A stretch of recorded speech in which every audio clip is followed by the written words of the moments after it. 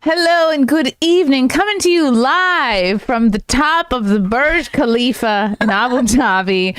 Welcome to ChrissieMayr Studios and our 6th episode of NightMayr. Tonight's guest, a dear, one of my absolute best friends and comedian. She is the host of Keanu Cast. Follow her on all platforms at Keanu C. Thompson. Keanu Thompson is here. It's me. Oh, it feels so strange to have to introduce a good friend, but I have to be professional on this. And it was quite professional. Exactly. After all we've been through, it's like, this stupid bitch, or you love her. That's what you should say. That is what I usually do say. Like if we do a show where we're on in boxes, I go, you know her, you love her. It's just it's an easy catch-all intro. Hello, chat. Hi, guys. Might I say, this looks absolutely beautiful. I've seen it because we've flown to, Abu Dhabi a lot.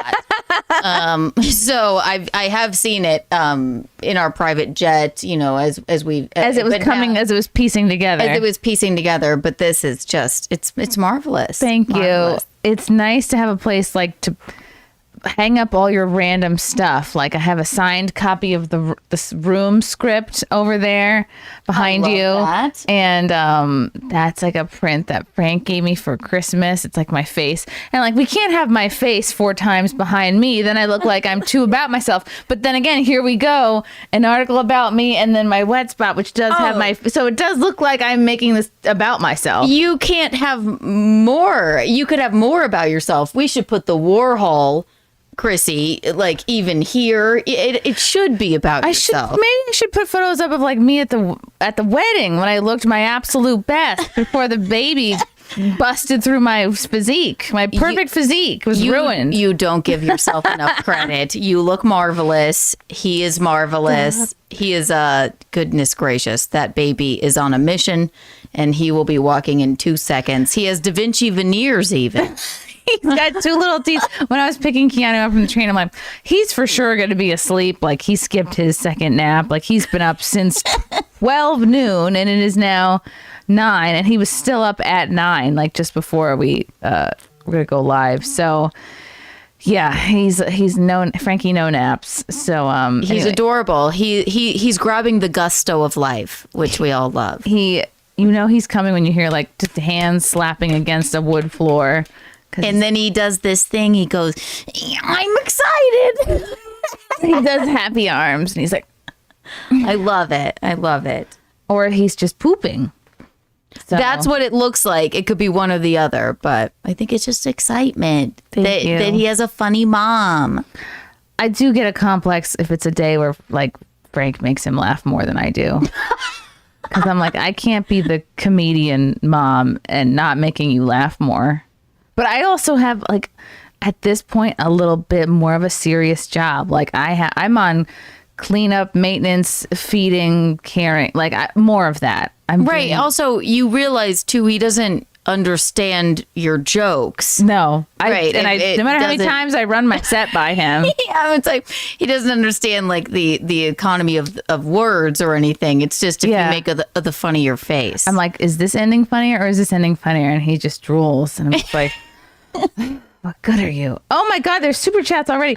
By the way, guys, we have a super chat goal. If we make it to $100, that is $10. I'm not really a math person. Yeah. If we do whatever. If it adds up to 100, I will hand Keanu my phone and she'll be tweeting from it. And I'll be diabolical. And I don't know. Idea. What is it? We allow a certain number of minutes or tweets. It's going to be a Twitter takeover. And it'll be great. Push-ups wants to bring back push-ups for 5. Do you know, should we tackle the supers now or later? I don't want them to be a burden, a bother, a bother. I've been watching too much Opie. Take him whenever you want. And by the way, Opie is what on earth is going on with this man? Just spurging out of control. It's for as much as he says it's not getting to him, the Anthony Cumia success like the comeback tour, it's very much getting to him. Oh, of course it is. How could it not? I was watching him, and you have to catch him. You have to be up at 6:30 in the morning to watch him. Because he doesn't do normal streaming time. He does, well, it's good. He's kind of cornered the market on the 6:30 a.m. time slot. And this morning I was watching him, and out of nowhere, like, nobody said Anthony. It wasn't even a subject. And someone said, like, hey, Opie, you look kind of tired, buddy. You look kind of like tired and bloated. He's like, oh, I look better than Anthony. And I was like, okay. Rent free in your brain, Opie. Just Anthony just living in there with his fisheye lens. It's like, just give up. Yeah. Just give up. No matter how early it is, his mouth is suspiciously black looking. And I'm like, what do you drink wine and immediately fall asleep? He did. He had wine lips. He did. Wine lips, wine mouth. Yeah, it's interesting. It's interesting to follow Opie, and it's weird. Like, since Compound has ended, there's it's not as much. It's kind of like you can keep up with people or not, which is, it's a little bit sad. It's like we've all really kind of scattered in a sense. Like, of course, a lot of us are still keeping in touch, but things have really kind of like settled. Everyone's kind of in their new routine now at this point. Right. It'll be a year in June that things got. I keep forgetting. Like, I'm like, oh, you got like a Keanu. Like, I always like you were on so much. I forget like that you weren't a host, but you were on all of our shows all the time. So I always think of you as like part of the network. You know right. What I mean? It's actually how I met my betrothed. It's how I got close with you. I had known you before, but no, I was like never hired by Compound Media, but people always like lump me in, whether it's good or bad. They're like, you stupid Compound whore. Or I'm like, well, you rang. Usually that's what they call me.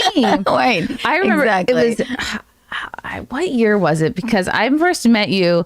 You were doing a podcast with this comedian who sometimes goes by the name Alan Finn, sometimes goes by the name Alan Fuchs.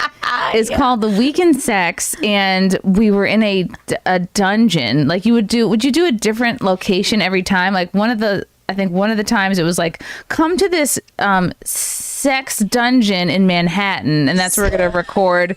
Which, like, when you're in your 20s, like, you think that stuff is so cool because it's so novel, and there's something about like when you're in your 30s, like, the idea of it is so tiresome to me, because it's just, once you've been to one of these, not that I've been to an active sex dungeon, but we were there at an off-peak time. Right. It's just like you get older and like these things just don't faze you anymore. It's just kind of like, okay. It was the weirdest thing.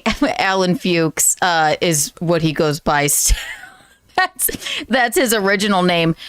When I like first started comedy, I mean, he's quite a few years older than me. I mean, and he asked me to come on his podcast because I was, I think he met me when I was interning at Broadway Comedy Club at the time. Right, yes, I forgot. So when you seat people, then they give you a spot or whatever. And then he just asked me one day, do you want to be the co-host on my podcast? And I was like, wow. Yeah, sure, I'd love to. Wow. Thank you. Oh my God, bright-eyed, bushy-tailed. And I'm like, and we had so much fun doing it. It used to be at whatchamacallit, at Rick's Cabaret, the strip club in Midtown.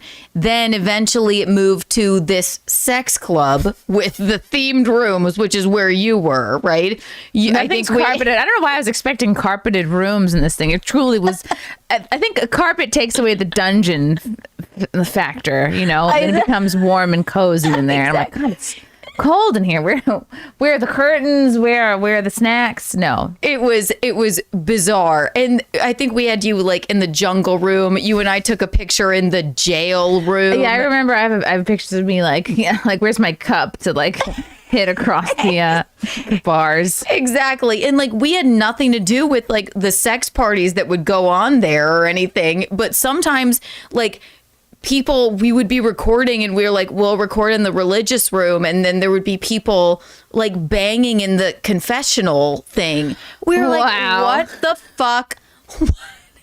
What is this? And I'm like going, Alan, we're not like, we're not together. We don't go to sex parties. Why is this podcast about this, and why is it here? But it was always fun. Gino and Bill Schultz came there. I bought them a bottle of Jameson. About what year was that? Gio. Was it, could it have been the 2010s? It has to be. Gino has a picture that he took from, it was like the first time after I had gone on Morning, and Gino, my husband, who I just had to snap to find the name of, I said, you guys should come on the Week in Sex, and they came there. I bought them a bottle of Jameson. We proceeded to get absolutely and fucking hammered. And you weren't dating at all yet? No, not at all.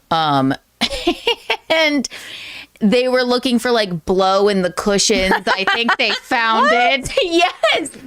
It was absolutely fucking wild. And then Gino has this photo. It just came up on his memories that he just like snuck a photo of me just sitting there. And it's like sweet because he's like, I didn't realize in this weird sex dungeon I was going to marry this woman someday. Wow. That's like a secret admirer type move. It is. And then I tried to blow him in the bathroom across the street, and he was like, How no, romantic. I can't get erect because there's people knocking on the door. Not you, not because of you. Certainly because of the knocking or the cocaine or the whiskey or... Exactly. So...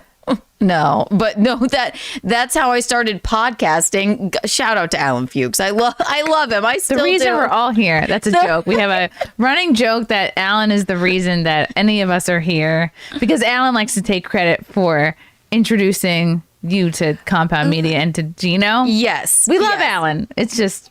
It's a funny joke. Alan loves that joke. He's like, you wouldn't have met your husband if it weren't for me. I'm like, oh, well, I guess not. All right. It's the reason we're all here. Exactly. You and Gino have a very interesting love story because you both were kind of seeing other people. It almost seems... like dating another comedian it's the advice everybody gives you when you start doing comedy, and undoubtedly, like, the longer you're in this showbiz, the longer you're doing this, it's like the odds are you're going to... I always compare it to like people at a homeless shelter. Like, you know, if you find yourself at a homeless shelter, they'll be like, okay, don't bang any of these homeless dudes. Okay, you can do better. You're trying to get out of this shelter. You're trying to be better than what's around you. It's a great comparison. But if you're there long enough, you're looking around, you're like, all right, let me just pick the best of these homeless dudes because this is who I'm looking at every day. And it's whichever homeless dude has a headband on. Same with stand-up comedy. It's like, sure, if you're just doing it a year or two, you can leave unscathed. But if, like, they say you have to put in 10 years to kind of get anywhere. Right. What are you going to not? You see these people at mics, at shows over the weeks, months, years. Right. What are you going to just be like, no, let me go to a happy hour at a steakhouse and like that. That's where I'll meet men. Or like, imagine trying to do comedy and that's like your whole thing that you're trying to do. And then, I don't know, book or schedule Tinder dates for some reason. It makes no sense. That's why dating apps, I've never been on them because I'm like, unless it's like, I guess I just want to bone somebody, I could just bone some comic and never talk to him again. You know what I mean? It's like shooting fish in a barrel because there's not that many female comics. Right. It's a double-edged sword because at first it's like you might get spots because you're the token female, but that'll get you in the door. But then you have to actually be funny, and to maintain, your spots or your connections, you have to, bring it over the years and all that. This. I'm just explaining for the people. For the people. So you end up dating comedians, even though people say not to. I've dated a couple, and then ultimately, I've settled down with Frank, who was more on the producer side, but still understands it. Understands the world, which not very many people do. And that's the thing, is only really comedians or people in the world understand, you're going to spend years doing mics and shows from basically like 6 p.m. Right. till 11 midnight most nights, Maybe even 2 a.m. Yeah. If you intern for Broadway Comedy Club and they give you a 1 a.m. spot at Greenwich Village Comedy Club, so then it's almost kind of hard to not date outside the industry, because how many guys are going to be understanding of like, yeah, sorry, the prime dinner hours are taken. I have to be working. I have to be, honing the craft. Exactly. Right. So then eventually, right, it's like anything else. You meet people that like understand you. You meet people. They hear you on stage. It's like, oh, I have issues with my parents too. Or like you can bond over your material, or maybe some people can, hey, I have a tag for that. Or you end up helping each other write sometimes. Or right. I guess I've had the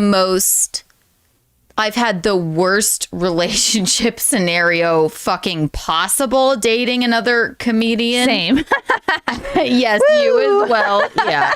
And I ended up marrying another one. So I guess I get both scenarios. But, I mean, even when I've always told Gino this, I think I put it in our vows. Even when it wasn't him, it was always him. We just click that way. It's not comedy. It's not like, it's comedy, people. No, it's not like, it's just, we clicked. We both knew it. We weren't with each other at the right times until it was the right time. I went through a lot even before I was with him, but he was still always on my I imagine mind. you guys is like, when you go to a museum and there's like a big bowl that you put a penny in, and it's like, yeah, it's, and then you put like 2 coins in, and they keep missing each other until they're like shoosh, shoosh, shoosh, and then they go. That's exactly. You guys are like the coins in the bowl, though. We're like the coins in the bowl. Exactly. And so Gina. You said it. You said it. Bring the Jews. You know what? I thought it's a penny. It's a penny. And what the Jewish people do? It's swirling around the bowl at the museum, and the last minute they grab it and they take it with them so it doesn't disappear forever. Is that what you were thinking? Fealty, you anti-Sem. That's it. We're getting a new technical person. I'm sorry. How dare you? I accidentally slipped out. Okay, I heard coins going around a circle. My coins. And what's great about Gino and like kind of like why he's your person is, getting back to what you said before, you dated, like you had the worst dating experience possible with somebody. Yeah. And you've spoken about it. And even recently, a couple, I guess, months ago, it was kind of trending because this person was picking up some steam for his impressions. And I was noticing like people were having him on, like I think Benny Johnson may have had him on. A few people were hosting him on their shows. And I remember me and friend were going, ooh. And it was something that had come up a couple years ago. Like there was some of our mutual friends were like, hey, asked us about this guy, and we were like, well, actually, he did some fucked up shit. And then that person ended up not booking him or working with him. But it's not like you're you're not like, attention everyone, don't. Right. And then it kind of came up recently. I don't know if you want to like quickly summarize, what happened for people. Yeah. Basically, Jason Scoop. Right. I dated him for 2 years. And, I mean, oh, wow. The abuse starts not even too far into the relationship, right? I mean, it does start. And you hear rumors about him. You don't believe them. They love bomb you until like, none of that's true. None of that's true. I wasn't the first person he abused. I hope I'm the last. Yeah. But it culminated in abusive relationships are hard to understand. It's like, it never starts out that way. It never starts out that way. And then it's psychological warfare. You don't know which way is up. And it's like the frog in the boiling water. Right. And you think like, you convince yourself, well, you focus on the best days and you go, well, that's the person that I like. Right. That's the person I connected with. And then at the end of it, you realize like, no. Like what you have is you have the bad days is who they are. And you can't just glamorize the the good days, right? Exactly. And they also, you know, they alienate you from your family. They alienate you from your friends because you reach out to your friends and they're like, Keanu, you have bruises on your face. If you choose not to leave him, we got to give you some tough love now. Like, that's it. So then that's the only person, not my family. God forbid, I didn't want my family to know. I'm so close with my parents and my brother and, you know, my brother's fiance. And like, I would rather die than put them through that pain. So that's another level of alienation, right? So then you just don't, you go, he'll get crazy and knock you down, slap you in the face, break your glasses, spit on you, and then before you even know what hit you, pick you up and go, oh, I swear I'll get therapy this time. I swear I love you so much, I'll get therapy. So it's this psychological fucking warfare where you don't even know which way is up, and you feel like you don't really, I don't want to fuck, I love my parents so much. I don't want them to hurt by seeing me hurt. Burden them with this. Right. And your friends already, even when you've reached out to them and they know, they're like, if you don't leave him, then we've got to fucking give you some tough love. So you are left with, okay, I guess maybe he will get therapy or whatever. What's sad is I wasn't the first person that he did that to. Like, I'm one of fucking many. I just, so then when it culminates in, you know, him breaking my wrist and I finally go to the police and they do something about it, they arrest him. He pled guilty, was charged with a violent felony, gets it sealed. And this was what year? That was in what year? Oh, 2021. 2021. So you're dating from like 19 through the pandemic? Yeah, through the fucking pandemic. Yeah, to 2021. So then I just woke up one day. I said, my wrist is fucking broken. I have a cast on. Why am I fucking protecting this asshole? He kicked me till my wrist was broken, spit on me. Because why? I got a text from someone.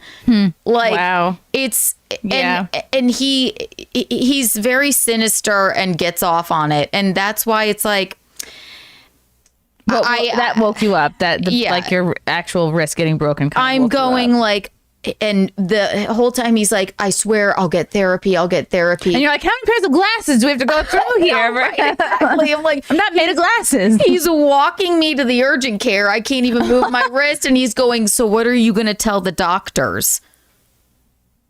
I'm like, it's an urgent care. Okay, I'm just you happy. Gotta be fucking kidding me. Like, it's all about you. But abusive relationships. That's why people are so primed not to believe women, because it's like, how could you stay? How could you stay? It seems so unbelievable. It seems so unbelievable, but it's psychological fucking warfare, and he's a professional at it.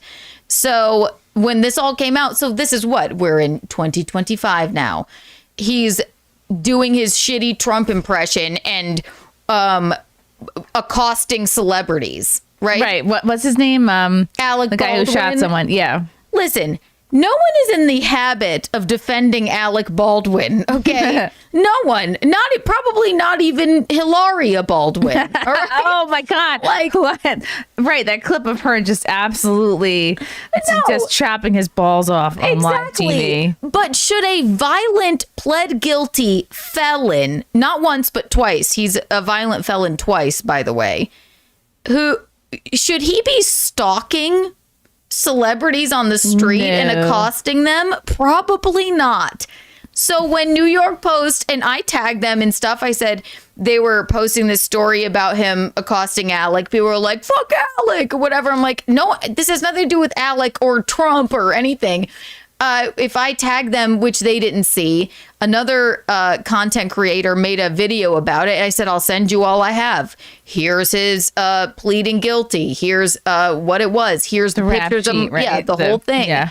So when that got some traction, then should I not speak to New York Post? it's just the funny thing is that the vitriol that comes with it is like, so somehow this is Trump's fault. Like, fuck, People no. come after you like, oh, here's this.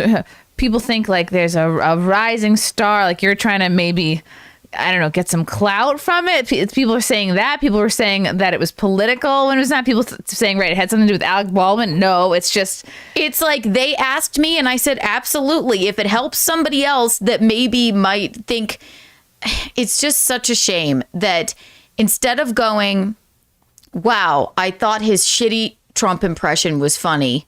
Also, he has a shitty Biden impression as well. So it's really a bipartisan issue. But I digress. Instead of people going, wow, I thought he was funny. Turns out he's a really bad guy. They can't take it. It's like it has something to do with politics when it's a bipartisan issue we should all stand behind. I don't know how much more proof I can give you. I don't know how much more, like, pleading guilty, he's a violent felon, here's my face, like I give you everything, but somehow once people have already liked somebody, they don't want to have to reassess that.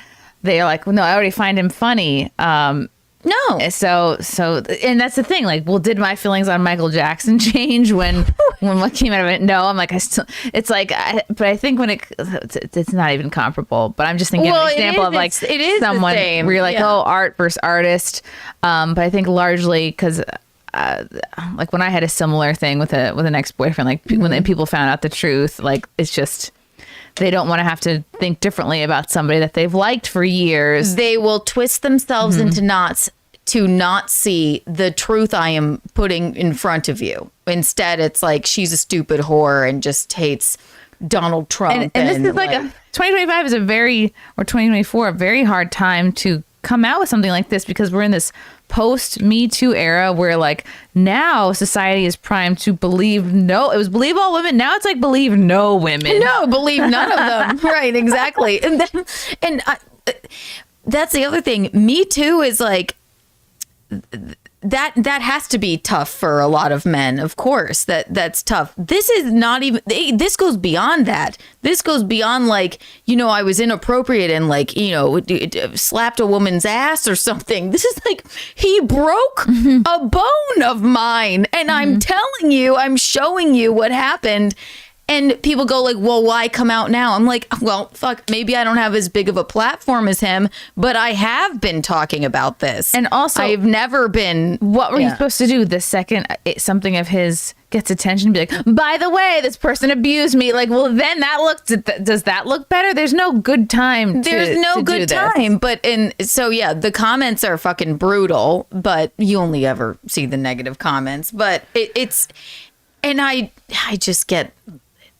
I know he was shitting his pants because it was a fucking hit piece on him with the New York Post, which he fucking deserves. No pun intended. He hit me, hit piece on you. There you go. I just told the fucking truth. You can suck my dick, dude. Like, it's so not political. It's so not. It has nothing to do with that. It's just like, I just hate people twisting themselves into knots and if anything, not say the truth. And it's not like you're saying this person should not have a career. It's more like, okay, if maybe there were girls secretly crushing on him while he's sort of getting this attention. It's like, yeah, I would want to know that if I was a girl who's like, maybe he's cute. Oh shit, he's broken a girl's wrist. Okay, I'm glad I know that now. Yeah, right. Yeah. Especially when you go to the length to have your record sealed. That's another thing about New York.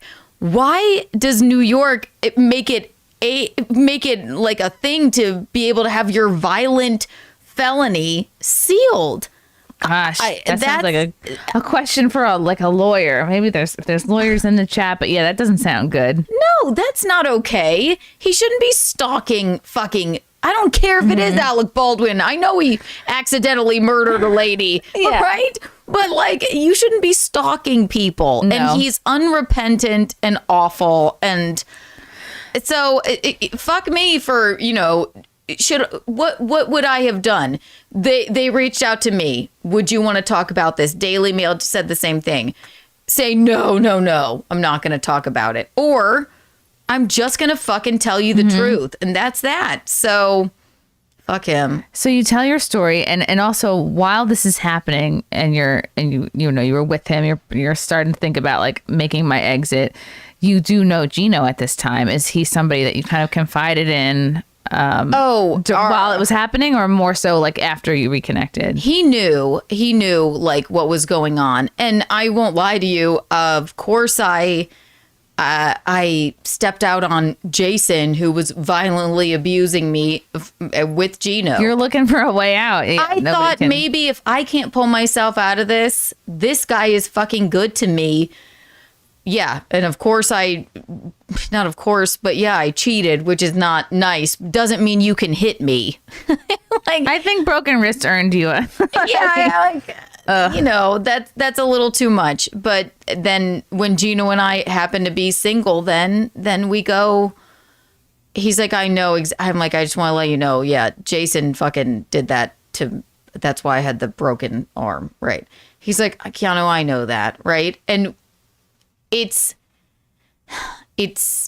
he knew, but stayed for far enough away to just be like, I'm just going to let her get through this. Mm-hmm. Yeah, exactly. So he was, like I said, he was, even when it wasn't him, it was always him. Right. Oh. So, yeah. And so you rekindled, what year was it? It was, and I don't, no, I'm not going to take credit for this, but I do remember a moment where you were on Simcast and we were watching the footage of yes. Gino's getting his jaw broken by a degenerate who used to have a show on Compound Media. Also an abusive monster. A story for another time. Yeah. And we're watching the footage and like your face just it was like, it was a real moment. Like, was that a moment you were like, wow, I really care for this person? I knew, I always knew, like, and I did not like that. I mean, yeah, I was, and then Gino saw that, of course, and goes, she really does like me. I'm like, yeah, dipshit. I've been telling you I like you for 100 years. Like, and things got twisted or whatever because I was with an idiot. But I think that's what made him think, oh, fuck, she really does like me. Because he was like, somebody like that couldn't like me. And I'm like, no, I really do. How much do I have to like put it in your face? So then when he asks me shortly after that, like on a date, I was like, are we just going to bone this time? Or are we going to, and then we went out to dinner. We've been together ever since. Like, yeah. But as I slurp on this Smirnoff Ice. Okay. I love it. I'm timing it out. I'm like, can I nurse? I love that you never drink unless you're with me. I drank. I had one Smirnoff Ice when Anthony was here. Oh, good. That's the last time I had a drink. And these taste really, like, I'm already feeling it. I've had maybe half of this and I'm ready to paint the town red. I don't know. Can you hear the phone buzzing on the? Yeah, that's bothering me. Well, I can hear the phone buzzing, but I have Let me just. the punch. Oh, stop! Really? Oh, wow. When was this?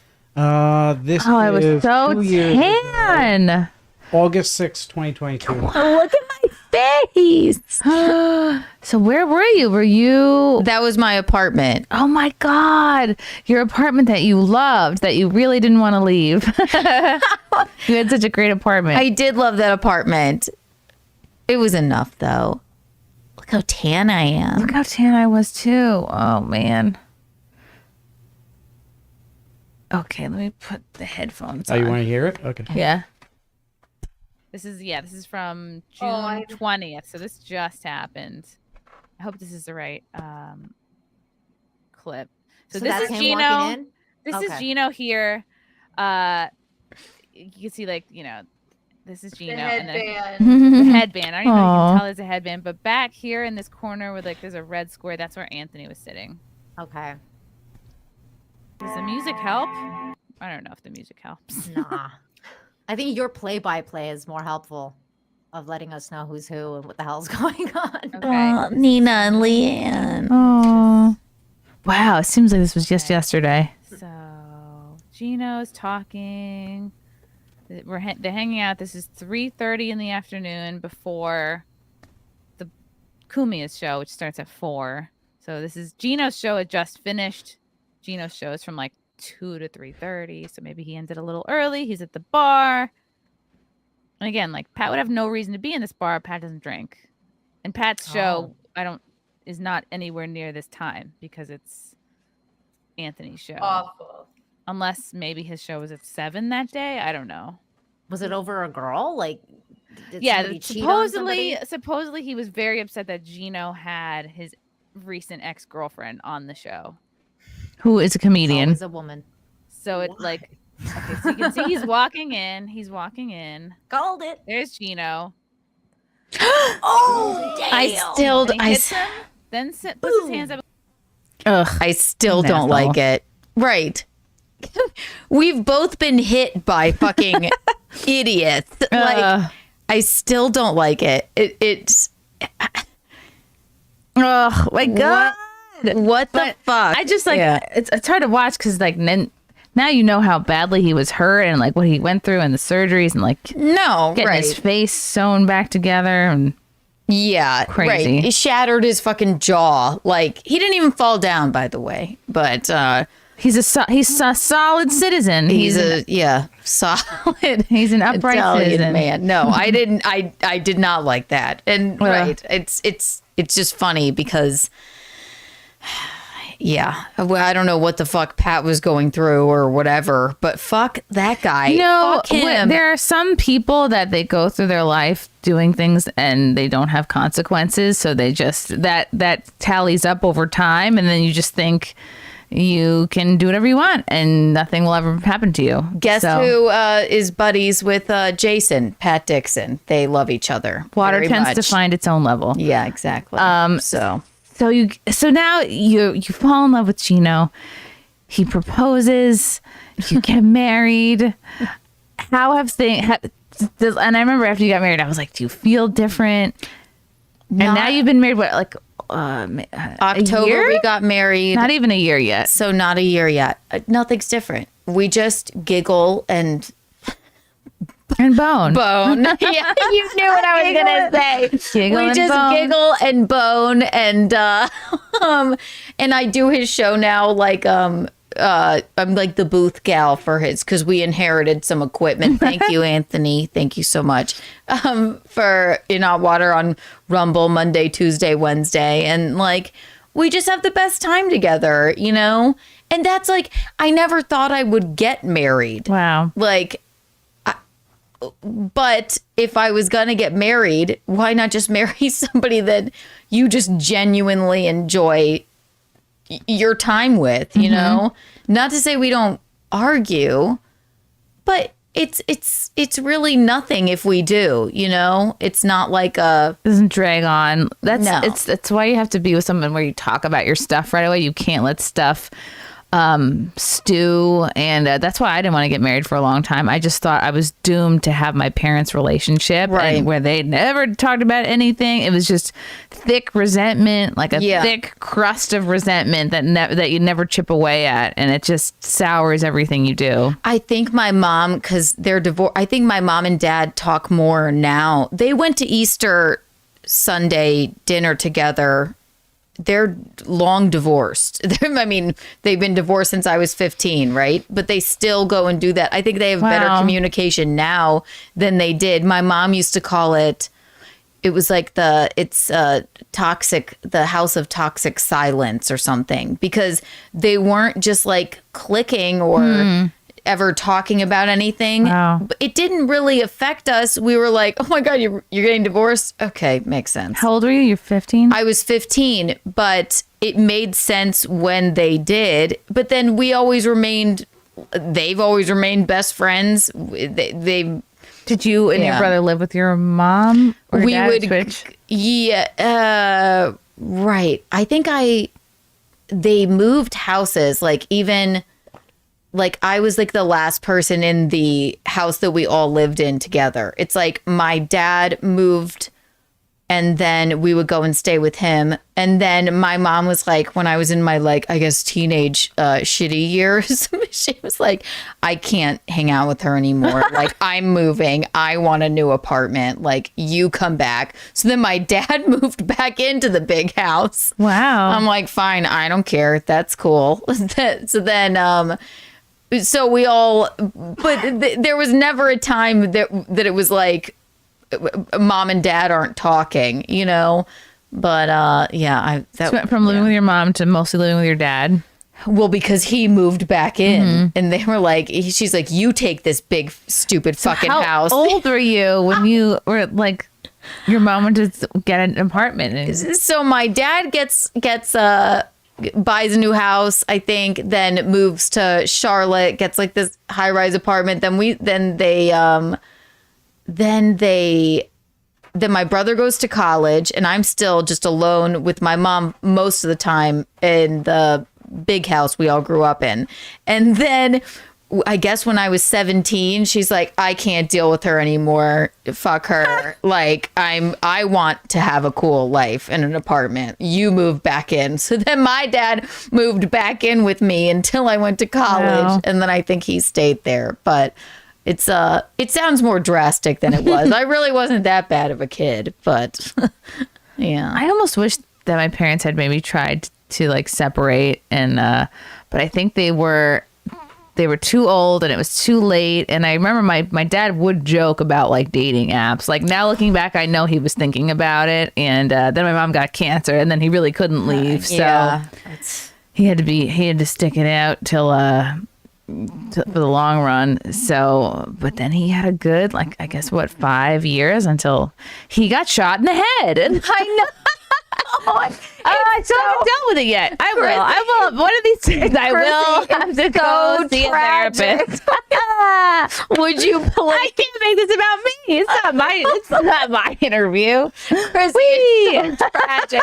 It's so tragic. You have to laugh. It's like you have to, because like his the homes still haven't been sold yet, and I just made a joke the other day to somebody. I was like, well, they had to patch up the bullet holes in Henderson's condo, you know. I'm like, can't leave that there. You are so lucky. Your mom would be laughing, your dad would be laughing. At least you can have a sense of humor about it. We would all be. What an insane way to go.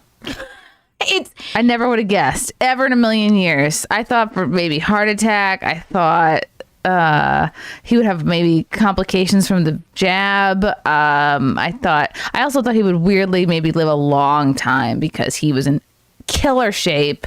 You know how like those smokers weirdly live a long time? Yes, they do. He just was a rugged, weathered, burly, not burly because he was kind of like thin, but he was a gritty dude. Like he was of solid stock. He had a finely coiffed head of hair. He had so much hair. He did. He was like sexy. He was like a sexy old tree. Okay, well, that's my not sexy. like a tree you want to bone. Like an ent. Like he was okay. He was right. He was in good shape. It was like hard to see this, but yes, every woman he didn't live in a retirement home. Every woman at his villages, where the fuck he lived in Florida. Every woman there, apparently they had a wait list. He had he had his pick of the litter there. He was tan. It didn't matter that he was wrinkled. He was in shape. Men can be wrinkled. Women can't be. No, exactly. Them's the rules. That's why we have to, Botox our faces to the god. No, he did clean up. For somebody who went out of his way to tell me that he and my mom had not been intimate in 20 plus years. He certainly, why would you tell? He went ahead and told me that like after my brother got married. I'm like, why the fuck would you tell your daughter that? What am I going to do about that, Dad? What am I going to do? Opening up. Oh, so this is what my dad looks like? Yeah. Thank you for understanding. But that's wow. That's true. That's exactly what his body was like. No, he wasn't hunched over. But he didn't moisturize, so this is kind of apt. He was an in shape ent. Yeah. Do you understand? He was like a tree. He was strong. It was hard to blow over. Lots of rings. Oh yeah. Oh yeah. Rings galore. But like in a good-looking way. This is rude, Fealty. That's not rude. What I meant. Couldn't you find a better-looking tree? Yeah, you called him an ent. That is an ent. He looked. All I mean is. Oh, he looked so great at my wedding. He really crushed it. He is. He's tan. Yeah. The end looks so comparison good. does not make sense now. But Thank God. That would have been so shitty if he had been murdered before my wedding. Can you imagine? Because then it's like, what am I going to have? The caterer walk me down the aisle? oh my God. Did you know what happened at my wedding? My dad, I don't know. We were like getting ready to like walk down. My dad goes, I guess I better just take my seat now. And What? I said, Dad, you have to walk me down the aisle. Yeah, you have the He's most like, important job to do. I forgot. Oh my God. I'm like, my dad's like a weird, nervous man, but funny. I'm like, no, you can't go sit down. You're in it. Yeah. You're in it. He's like, we're sitting there like crying because like Green Day is playing while like Gino is coming Was out. that and, your like, one of the walking down the aisle songs? I had like Rolling Stones and How Green cool. Day like orchestral music playing, and like Gino comes out and people start cheering. It was the most Really? They Yes. cheered for Gino? It's your day. They cheered for everybody. They were like going nuts. And then he's like, I guess I better sit down. I'm like, what the fuck is wrong with you? We practiced this. You have to walk me down, you know. I get remember nervous. my dad was getting ready to walk me down, and it was like he was tearing up because it's like he cried a bunch in those few days, and we're like getting ready to, it's like very serious, like it's like this, we're in the moment, and then we both something catches our like the corner of our eye, we both sort of like turn around and we see Stancil, who's our flower guy, lubing himself up like in tight hot pants, no shirt on, just a tie, just a collar and a tie and sunglasses. He's slicking his hair back. He's literally just covering himself in baby oil, like rubbing it on. And it was like this great moment. Like it just broke the tension. And I was like, this is, what did you expect? This is our wedding. This is what Right. this is what we're trying to follow this. Yeah. Oh no, I know. Yeah, we were sobbing already before even. We're like, listen, they like us. They really like us. They're cheering. Did your dad cry? Oh, Yeah. sobbing. We were sobbing. We couldn't stop ourselves. It's like, yeah, he's an easy crier though, I guess. Wow. Well, he hates it, but yeah, it's like this is like a really big moment, and even though we want to make a joke, it's like, oh, It's yeah. probably like, and you and I have cried on various live streams for different reasons. Like it's like I'm not, and because we're both so used to being in public, it's like I'm fine with people seeing me cry because it's like you embrace the moment and you either make it funny or you like embrace it as a sad moment. Right. But it's like, oh yeah, like our dads are not. They don't have that practice at all. It's like, so now you're crying and Exactly. everyone's seeing your ass cry, and It's it's true. But it's also, you have to embrace that because I'm sure that's like a meaningful time for a dad. It is. It's true. Or, you know, the first dad and daughter dance, like you can't help but like just cry. I don't know. Oh, God. So Yeah, my dad cried so much Yeah. at the dance, and I knew he would, which is why we decided to do like Frank and his mom and me and dad. Yeah. It was the same song. It was Sweet Child of Mine, and it was just the one dance, both of us. And like, I'm so glad we did it that way. And I can still remember like how it felt to like dance with him because he's so like, he was not like sick thin, but just like thin, and like he just had a smaller frame, and like whereas like when I'm dancing with Frank, it's like he's got like shoulders and he's Right. like up here, and like my dad's like, I don't know, he was what, 5'9", maybe 10 or something, and just like I just remember how it felt. Like it's like, oh wow, like you get your arms all the way around because he's just like a small guy. he was in damn good shape. It's just man. like- oh my God.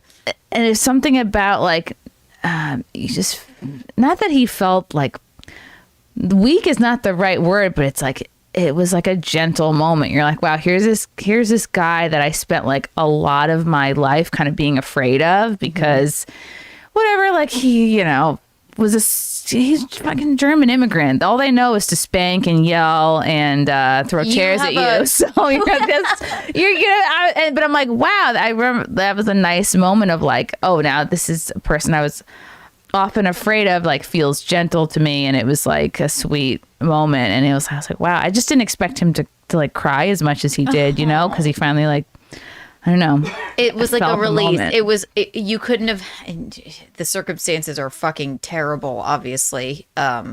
with what happened after that, but you couldn't have had a nicer moment with him. I feel lucky that that's Yeah. was the last time I saw him, and then fucking 4 months later. That's fucked up. Woo! Yes. Sorry to make it about me. Oh, No, look, there's please. Anna back there and Steve Conti. Oh. Is that Carl? Yes, Yes. Carl from Who Are These Podcasts? The wedding was a real who's who. It really was. Oh, it's Jim. There he Yep, Jim Stansel. Some people were humored by it. Some people were a little bit disgusted. Just like, and you know what's so funny? We had a Trump impressionist at the wedding. I thought it was Frank's side of the family really appreciated it. For some reason, like, I don't know how I became a comedian, because like my side of the family, they're not funny. Like, they don't appreciate humor. Like, very few of them, if any, liked the Trump impressionist. They said, they like, kind of didn't. Yeah, they're all just like, "Durr." Like, they don't. They had just are a little bit not with it, not funny, not understanding. Like, that was I'm so happy we hired that guy. I'll never forget. It was when Stansel came out, just the MGMT song. Yeah, I'm like, Electric what's Feel or happening? something? Electric Feel. I'll never forget that. I love that. You got to do something like you do stuff for your wedding for everybody else, and then you do stuff for you. That's like, right. Like how in your set, you're like, you have jokes that are for you. Yes, that was just for me. I have to apologize. Well, maybe when my niece and nephew were older, like there's no way they could have, because like they walked down the aisle. Was it they went first and then Stansel, or was it Stansel and then them? I think it did not start with. I think it was Flower Boy, Flower Girl. Yeah. And they walked down first, and then it was Stansel. And so then it's it like, went. That's what I loved about it. It went. It's the nice music stopped, and then it was MGMT and Stansel. I was like, this is fucking awesome. I loved that. oh my gosh, I don't know how I got on the talking about the wedding. Oh, but yeah, it's very surreal to be. Oh gosh, let me think of Woo! the wedding. Oh, but yes, I can hear myself. Fealty. The page froze. I had to hit reload, and it reloaded scared with us. sound. You terrified. I'm us. looking That at was the your chat. own voices. Did I say that my dad was some guy? I don't know. I'm trying to like express a moment of seeing your dad in a different way. Because like when you're a kid, some people idolize their parents. Some people, you know, you think differently about them when you become an adult, and it's almost like you have to connect on an adult level. You have to get to know. You have to like once you have adult children, you have to get to know them on an adult level. And if you don't, if you still kind of see them as children, it's like you'll never be close. I think my parents, like, I guess my brother is different because, like, he's the black sheep of the family. Like, because, which we still love him. He's still my best friend too. But he's like, I think our parents should have like a little bit of a different relationship with us. I'm like, they're my best friends. What do you mean? He's like, no, but it shouldn't be like that. Like, so I guess my parents have always treated me like sort of an adult. Like a friend? Like a bestie. Right. Rocco's like, no. He was the youngest, right? Yeah, well, no, he's older than me. Shoot. Right. You're So the youngest. yeah, if I'm the youngest, obviously Rocco's the oldest, and he just is. He's like the conscience of our family. You know, we'll like party and like make jokes and do all this, and we love it about him because he like kind of keeps us in line. Oh wow. So it's just funny where getting to know your kid as like an adult. I always just felt like that, you know. We Like they always saw you for who you were. Yeah, exactly. So it's different. I never had like, you know, we're having dinner at 7 and you better sit down and eat your peas and mashed potatoes and blah, blah, blah. We've always just kind of been kind of haphazard as a family. But Rocco's like, maybe I wanted a little structure, you guys. Yeah, but he still gets along with us too. What I love about your parents is like I feel like they they see you for you, and they've always supported your comedy and podcasting, and they it's just very cool. Like, I didn't really have that, so They love it, and it's hard to come by. They love it. They're like, we'll support you whatever you do, but we love you doing comedy. And I mean, my dad is the first person I call if like I kill at a road gig or something. I gotta call my dad and tell him about it, or he'll text me like, how was the show or whatever, and then I'll tell him, well, this didn't work, and then he'll laugh, or it's whereas I think a lot of other parents would be like, what the fuck are you doing with your life? But I'm lucky in that regard. But if you ask Rocco, it's like, they could have been a little stricter on us. I'm like, Rocco, you were strict on us, all right? that's so funny. Yeah. If they were a little strict, maybe I wouldn't be gay. Exactly. Maybe I would be normal. Exactly. Maybe I wouldn't be gay then. But even when Rocco, if I had a curfew, maybe I wouldn't have given that guy a hand job. if I had a curfew, even it's a good point though. Even Rocco would go, when Rocco like came out to our parents, they're like, Rocco, we love you. I think he was expecting. How old was he when he came out? I mean, everybody knew he was gay. He's not the most flamboyant, person on earth, but like we were like, everybody sort of knows that. My parents didn't know for sure. I didn't know for sure. I think he was like 14 or 15. I think he was expecting a bigger reaction, Like a quinceañera, like a catered event. No, I think he A was big chair to sit in. No, he wrote them a note. They're like, Rocco, we know you're gay. Like, if you We didn't have to read this note. Whoa, We throw it right in the trash. And then all they do is they say to Rocco, they're like, if you weren't gay, you wouldn't be who you are, and we love who you are. Which is like the That's nicest. the most perfect thing you could say. Like, they're like, Rocco, that's okay. Of course. That's fine. We didn't want to like make you come out with it, but like, you wouldn't be Rocco if you weren't gay. So great.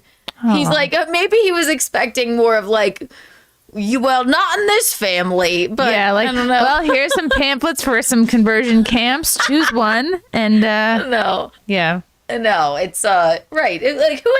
It meant nothing to them. Yeah, it's And they knew. Any parent who's kind of paying attention would know anyway. they're like, yeah, no, girlfriend. He's like really into the arts. He's extremely intelligent. Wait a minute. So he's smart is a gay quality. He's gay, yes. He, plays with Keanu's Barbies more than she even does. I didn't care. I would just cut their hair. But like Rocco, like loved it, He would put extensions. Oh no, honey, let's get some extensions. We'll fix this. Exactly. So, no, I mean, it's not right.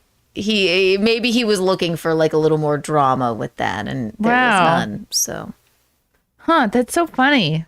I never thought of that till just now. If he ever listens to this, he might be like, Keanu, fuck you. I wasn't looking for drama. Expecting maybe more discipline, or expecting that would be a more of problem. a problem moment when they're like, no, it's fine. Like, do whatever you want. Exactly. Right. Do comedy, Keanu. Our son is I swear to gay. God, coming out as a comedian, you might is kind of like coming out as gay too, because it's like you're saying to your parents, like, my source of income is going to be a big old question mark from now until whenever. Exactly. Help me. Yeah, Right. there is no path. It's not like you're becoming a teacher or a doctor or a dentist where it's like the path is laid out. It's very clear. It's true. It's so true. Did you have any other thing that you wanted to do that you thought like, I'll fall back on this? When I was a kid, I was like, I'm going to be a gymnast and a veterinarian. I love can that. do both. I started doing improv right in college, but then more seriously after I graduated, I always had a day job because I was scared to death of like being a financial burden on anybody or, my parents, right? So I always had some kind of insurance. I'm not terrified of that at all. That was and is my number one fear. So I always had a 15 years, whatever, like random day job. I was like the headhunter's best friend. I felt like every year I was back in their office. I'm like, all right, what do you got for me now, ladies? Where are you going to send me next? So there was no, I really didn't have a career path. And I remember I was dating a guy he went to Columbia. He pursued wind energy. What? And he thought he was hot shit because he had like a 1 year program at Columbia to study wind. I'm like, it's wind. Wind It's energy? Wind. And he went to DC to pursue wind energy. And I remember like I, like an idiot, tried to date him long distance.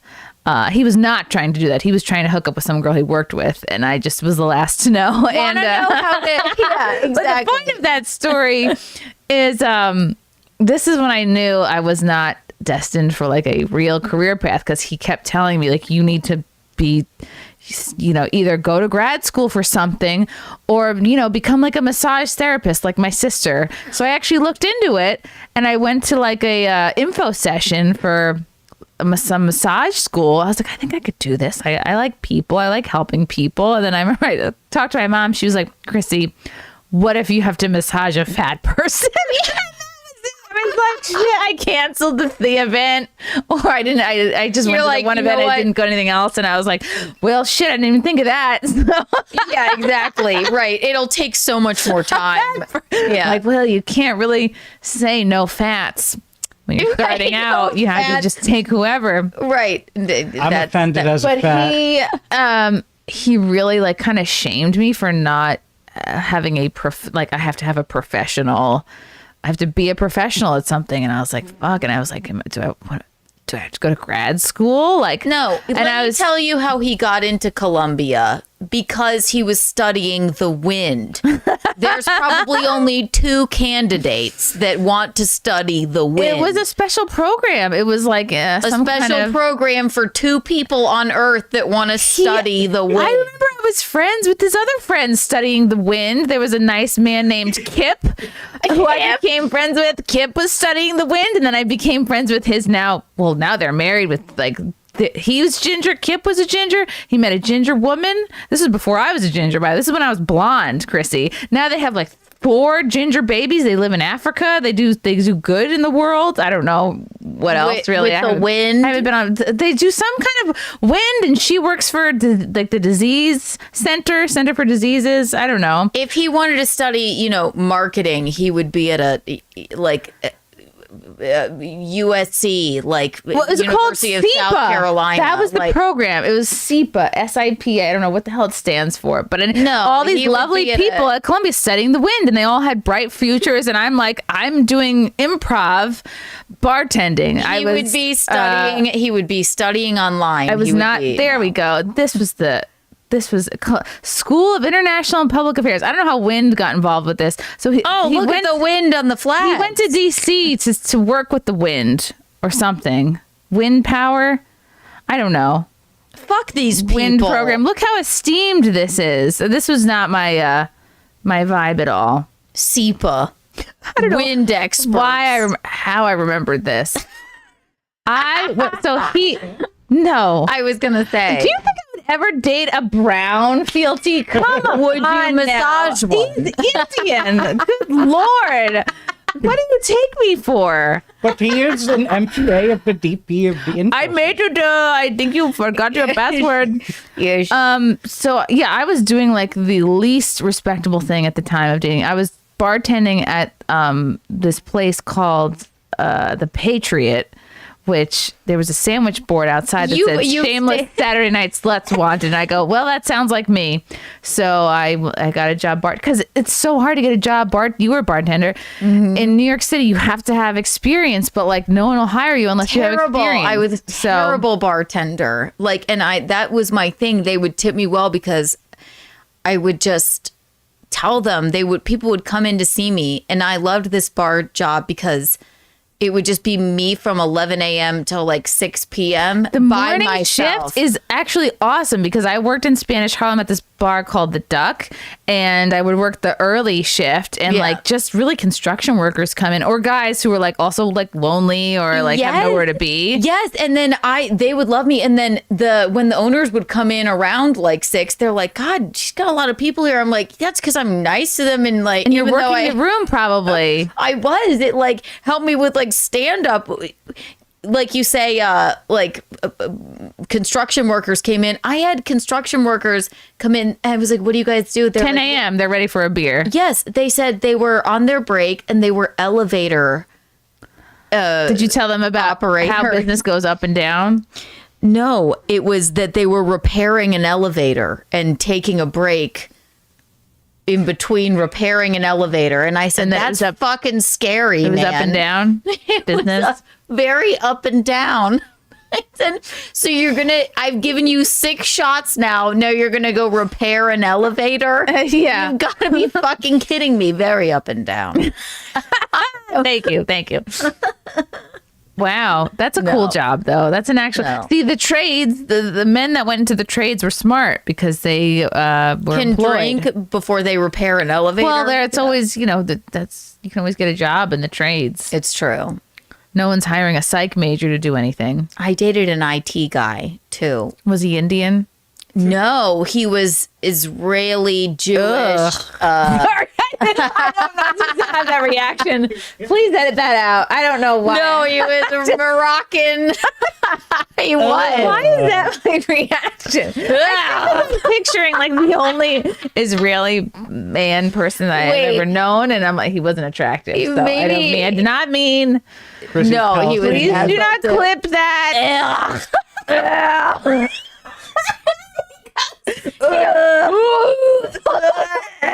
Just the combo that it was like that and something else. I was like, "Ugh, both those things sound bad. He was Moroccan Jewish, and like I have a joke about this on stage. Like I knew he was fucking cheating on me. Like I knew it. It's like the guy I dated before Gino. I'm like, I know you're cheating on me, right? Oh, And I'm like, how did you know? I A knew feeling. because I just knew, and it was like such a farce. And I said, he's an IT guy. He was 18 years older than me. We had the same birthday, right? This guy. Okay, I know Yeah, this guy. he's 18 years older than me. 18 years older than me, worked in information technology in a union for 18 years. If he didn't want me to know that he was cheating on me, he should have made his passcode a little bit harder to crack than the word shalom. I swear to God. Right. And Chrissy, it's not even, I make a joke of it, Caps but or no caps? all lowercase. Okay, and a lowercase. And then when he shalom. figured Shalom. out that I was going through it, he changed it to Shalom 1. It's like, you want me to know that you're cheating on me. Wow. And I'm not even exaggerating. It was just Shalom. I'm like, all right, I'm fucking done with you. Like, Yeah, what made you try Shalom? I think that says something about you and your hatred. Yeah, That's that's very stereotypical. it's true. I'm like, Jewish. Like if he was Indian, you'd be like, Asshole. Durka Durka isn't working. Durka Durka 1 doesn't work. But I did. I got it on the first try. Shalom. I don't know. And then he changed it to Shalom 1. It's not even a fucking joke. It wasn't even, there were no capital letters. So you But cracked, maybe it does say something cracked the about me. password. I cracked it. Where do you right. go? And then I went, okay, hello, all of these girls you're messaging. And then Twitter, I'm like, Facebook? what? Oh, everywhere. Oh my God. It couldn't have been more like women. And then I'm going like, what the fuck is wrong with you? Like, and then when I really realized, so I stayed for a little bit longer, and then he went to sleep one night, and I went, Shalom 1. and he Still lowercase? Okay. still all the fucking lowercase. And then like, I'm like, okay. Wow, not Now shalom, we're done. like shalom question mark or like Not a star, not an asterisk, not Wow. not an Not a exclamation hashtag, point. nothing. No, What right. kind of star would it be? like it should have been shalom instead of an H. It could have been a hashtag. Exactly. It should have been a money sign, a dollar shalom. sign Yeah. with shalom. No, he wanted me to know. He had a problem with me doing comedy as Why did he want you to be a massage therapist? to him. Did he want you to study the wind? Happy ending, lady. Maybe right. He had a big problem with it. Like I had an OnlyFans at the time too, and it was Wait, that means you don't anymore? no, I don't now, but yes, thank you. You snooze, you lose, everyone. You're You lost welcome your that I chance. did. That Right. door is closed. It's gone. Right, you She's can. a lady now. Right, and I just went. Gino didn't even make me stop doing that. Nobody could make me stop anything. But I just went like, it's not even, there's only so many fucking pictures I can take of myself. It like, had its time. right. It was fun, but More people should talk about that, like, because it's like, it's so easy to get in, and like it's not a thing anyone does forever or should do. Right. And I just like, I won't lie to you. That was a lot of money. Like when stand-up was over during the pandemic, and I'm It's like, well, easy. how long can I keep this up though? I feel too awkward to be like, set It's up a my lot of ring work. light. And Yeah. yeah, right. So when, It's like a full-time job. right. And I got busy with other things. So yeah, I think that guy, he was like, no, it's art. Please be my girlfriend. I love that you have an OnlyFans. I love that you do comedy. But it became like, no, fuck her. She has a mind and she's funnier than me. He didn't like that. Did he think he was funny? He thought so. How does someone dating you ever think they're going to be funnier than you?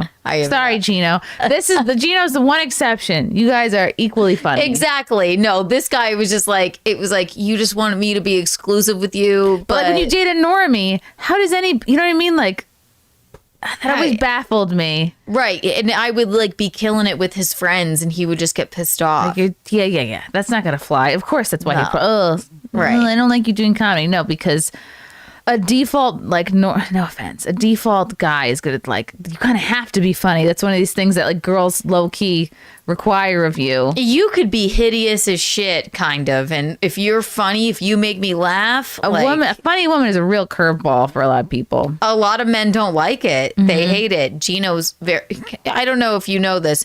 Gino's the most comfortable person with himself that anyone has ever seen in their life. Like, that's what I love about him too. It's like we can do shows together, or he only wants the other person to be funny. I don't know a lot of male comics like that, you know? No, it can become competitive. Right. For sure. He's just not that way. He's great at spinning plates. He's great at that's what's so great about his show. He like lets, when something funny is happening, he wants it to be funny for the show, not like, oh no, I'm embarrassed because I wasn't the funnier one, or like That seems like a very, like, something you learn from working with Kumia, you know, like when there's a funny moment happening, just like let it be. right. Instead of like Jim Norton and Kumia are riffing. Let me try to get in there. No, let me crowbar a joke in, Yeah. like Alan Fuchs, right? By the way, this is from 10 minutes ago. Oh my gosh, That's that's too good. cool. Yeah, it too was good. like I feel like Compound was like a boot camp of sorts for podcasting for a lot of us. I learned a lot there. I got close to you even. I met you from being there. Hosting your show, or hosting Gino's show when he would go to, well, one time I did when he went to Nova Scotia. Like, Right. it is like a boot camp. Like, you know what? I won't even shit on Kevin Brennan. That's the first show I ever did on there, and it made me learn, like, Oh, wow. this man will be horrible and mean to you, but it gives you like a thick skin, even though he's a lunatic. We all know that. But like, that's how I like got there, and it made me go like, yeah, don't take anything too seriously. Don't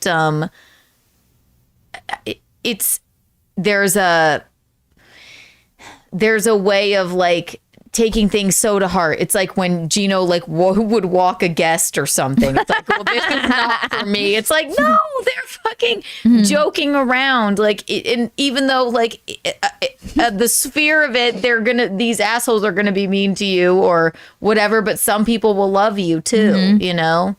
So it was like a fucking boot camp of learning how to even talk on a microphone. Yeah. It was the idea of like hosting a show seemed so scary. Like, I remember the first wet spot I did, I was like, it felt like jumping off a cliff. Like, it felt like we've been talking like effortlessly over an hour. It hasn't even felt like an hour, but No. I remember like when I was first starting out, it's like you are sweating.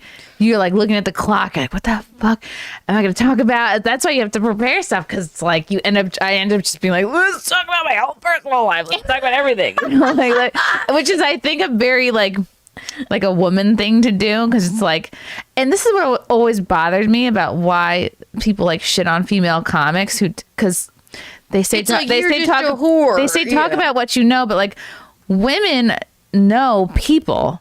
Right. We female comics talk about their relationships because that's what they observe closely, whereas men are interested in things. They're interested maybe sometimes more in like news, politics, is very generally speaking, whereas like women know people. Like we study people. It's like it's part of our biology. We have to study people because we're walking to the train and wondering, is this guy gonna stab me or push me in front of the train? Is this guy gonna rape me or this? Like, that's why we have to fucking study people. It's like, okay, maybe we don't know as much about the fucking Israeli-Palestinian conflict. Excuse me, but like we talk about people. We talk about like we talk about like the fucking things that go on in our lives. Like, and I think that is obviously look at the fan base you've garnered. You make it a mix of like, here's some topics, but also you're just an interesting person. So that's why you are. Listen, that's why it's like, well, no, only haters will tell you that like you women aren't funny or, It's funny. Like I think back, like when I was just dating people, it's so different when you get married too, because like when I was just dating, it's so easy to just talk about people you're dating because it's like you don't really care. But when you're married, it's like I see that as like it's kind of a bigger deal, and I'm not as inclined to like share every personal moment. Whereas like I think back to dating, it's like I would not that I used guys for fodder, but like some stories you do end up like I absolutely have done that. Like if they're funny stories for podcasts. I was on the Week in Sex. That was all I like. Yeah. I would literally like. I was single as well. I would be like, I can't wait to talk about this, like on the show. Of course, it's fodder. Yeah, they would do the same to you if they. Not that you're like looking to do that, but it's just you just from living in a city or whatever, Brooklyn, Queens, and pursuing this life, it's just like funny stuff ends up happening to you, and like you just accumulate ridiculous stories just from you're out every night like trying to do comedy and just the people you meet and taking the subway and trying not to get pushed in. Exactly. Right. So they wonder why we're not as like, but anyway, reading the news. It's always bothered me when people disparage female comics for talking about relationships. Like, you shouldn't be like up there graphically describing sexual acts. Like, I understand why that's annoying to people, but they say talk about what you know, and you start out with that, and you want to eventually branch out, talk about other stuff, but it just depends. Is it funny? Can you make it funny if like whatever happened in your relationship sex wise, where's the joke? If you can, great. If not, then you're just gonna gross people out. Right, like, so I mean, people do disparage female comics for that, but I think if it's hard for a guy to see a woman, like maybe if they do find that woman attractive, they're on stage talking about something that they would consider like to be pretty private. So it's almost like maybe that type of guy can't separate like, oh, they see you, they go, oh, is this somebody I want to date? Because like you're biologically like sussing somebody out, like, oh, well, you're on stage talking about something that if we were dating, I wouldn't want you talking about. So I think when a man doesn't like that, like a female comic, it's like that part of their brain that they're having a disagreement with, almost like, ugh, like this is not an attractive potential mate to me because I wouldn't want my woman to be like up there. I think talking about it. Same for women. Like if it's a male comic and if they were talking graphically about, whatever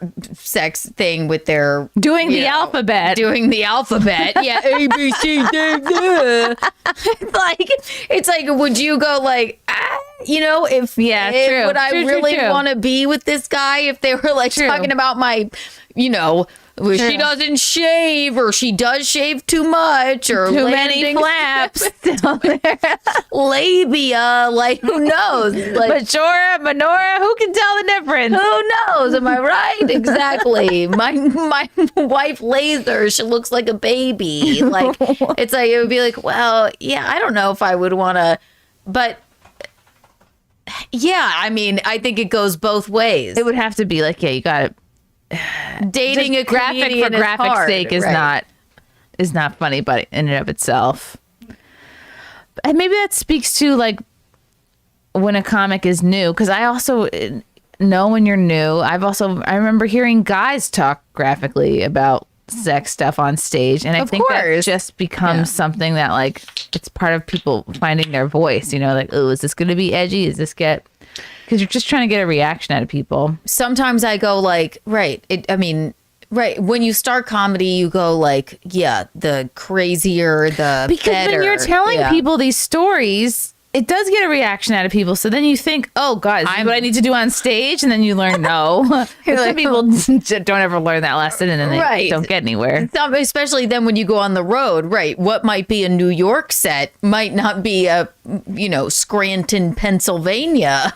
No, exactly. So it just depends. You have to be able to adapt. Maybe it also depends if are you doing corporate gigs? I certainly will never be able to do corporate gigs, but no. And I did one college. I did Rutgers when I was pretty new. I might have been 2, maybe 3 years in. You were 2 years old. I think Amanda Gale, I was 2, 3 years old. It was Amanda Gale somehow got me. We went to did this gig at Rutgers, and it was not even on a stage. It was in like a classroom, like a lecture hall. She's like, I've got a corporate gig. There was no friggin' college stage, gig. no lighting. I was up there like a professor trying to make these.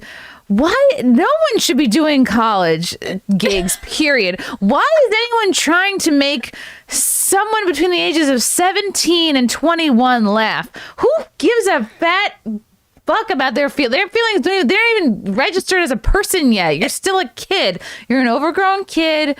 Racking up a huge bill. Nobody cares. Your opinion doesn't matter. Making you laugh is irrelevant. You're not a person yet. Right. What is it supposed to be part of a lesson? Like this is just in some classroom. No one should be doing comedy for college kids. Period. Actually, the idea of it makes me quite angry. Like, because remember Seinfeld's like, oh, nobody can do college. Why was anyone doing colleges to begin with? Right. Why are we trying to make the college kids laugh? You know who Their needs brains to laugh? aren't even formed. People who pay taxes. People with bills. Exactly. Those people need to laugh. People It's with so true. jobs. It's so true. Not people who wake up at noon and go, oh, I had 1 4-hour class today. One time, Alan brought me. I had just started comedy. I knew him because I was still an intern, right? He goes, do you want to take a ride with me to somewhere? It's always Pennsylvania. Somewhere in Pennsylvania. I'm doing an 80-year-old birthday party. Yes, that sounds like an amazing time. And he's like, and I went, okay. He's like, we can talk about the podcast on the ride. I'm like, all right. I'm wearing, I don't know, like a stained old sweatshirt. We get to the gig and he goes to them. It's an 80-year-old birthday party in the back of an Italian restaurant. You can hear the comedy throughout the rest of the restaurant. And I went, he goes, so you get 2 for the price of 1. She's going to go up 2. I went, no. At this time, all I had was like me and my mom are Eskimo sisters bit. Like it was my first time. Like, wait, what? No. He goes, no, just do it. You'll be great. It is 45 elderly people with walkers. And I go up there in a stained shirt. I was like, I thought we were just going to talk about the podcast on the right. I go up there. It's like my voice was bothering the people in the real restaurant. Like they were just listening to music. And then all of a sudden I'm like, and then my mom fucked Wayne. It was horrific. It was fucking horrific. The poor man was just looking at me like, what she's saying? What's happening? I don't know why. Ellen Do you know my daughter? My granddaughter? Are you a friend of hers? I have no idea why Alan would even put me in that situation other than Because he probably was going to make more money to bring an opener. He probably goes, I'm going to bring an opener and give me more money. But he didn't even tell me. Maybe. Or he probably kept your cut of it. He definitely didn't give me any money. That's exactly what happened. He said, I'll bring an opener, give me more money. That was the end of it. I think he was trying to make me stronger. I'll go with that. So, he didn't want to have to warm up the room alone. He threw you to the 80-year-old wolves. He did, and then they could hear me outside in the regular restaurant. I'm just like, I told you I wasn't ready for this. How new were you? I mean, I had just done my comedy class. Like, I had 5 minutes of comedy. So funny. It was all I had. I was like, I just did my 5 minutes, which was all just one joke. That's so great. Like, Alan, no, what?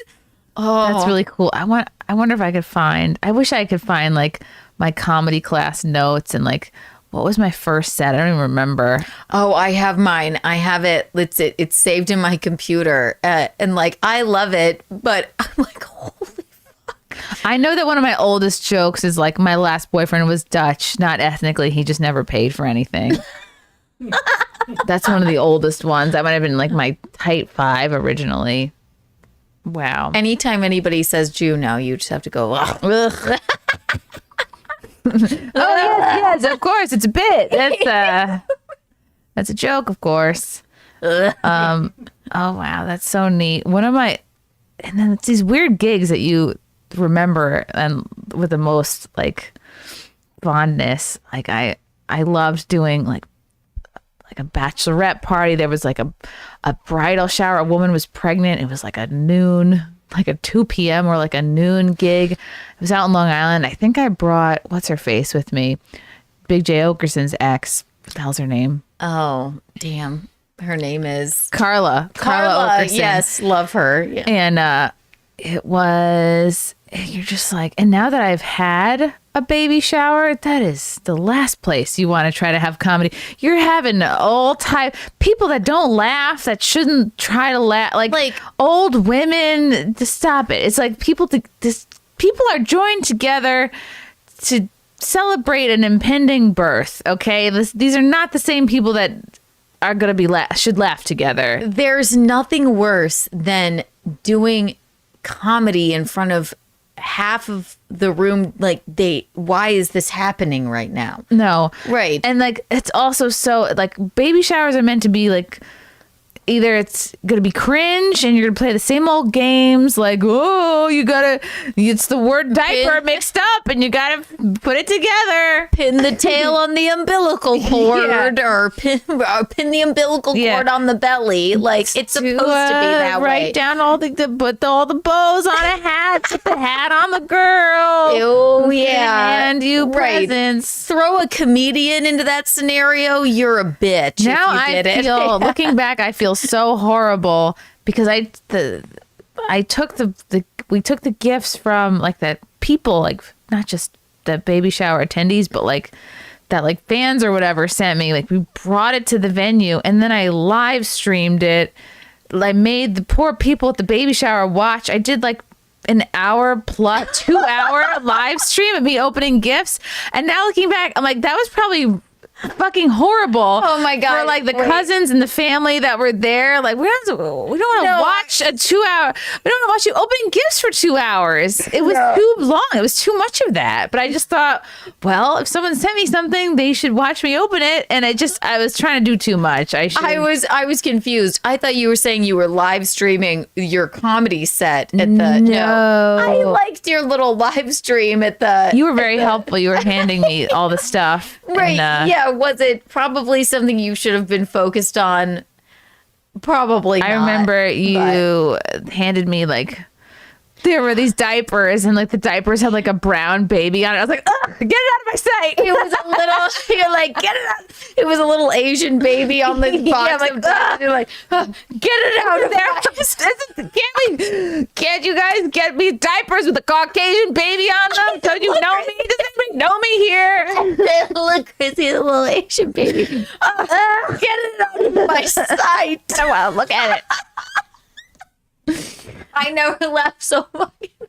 And that's the thing. Even if like there's just people that don't understand, that wouldn't understand this, find this funny, and like those people are, I'm sorry, like Frank's family, cool as fuck, the best people. I'm so happy that these are the people I see more often than my side of the family.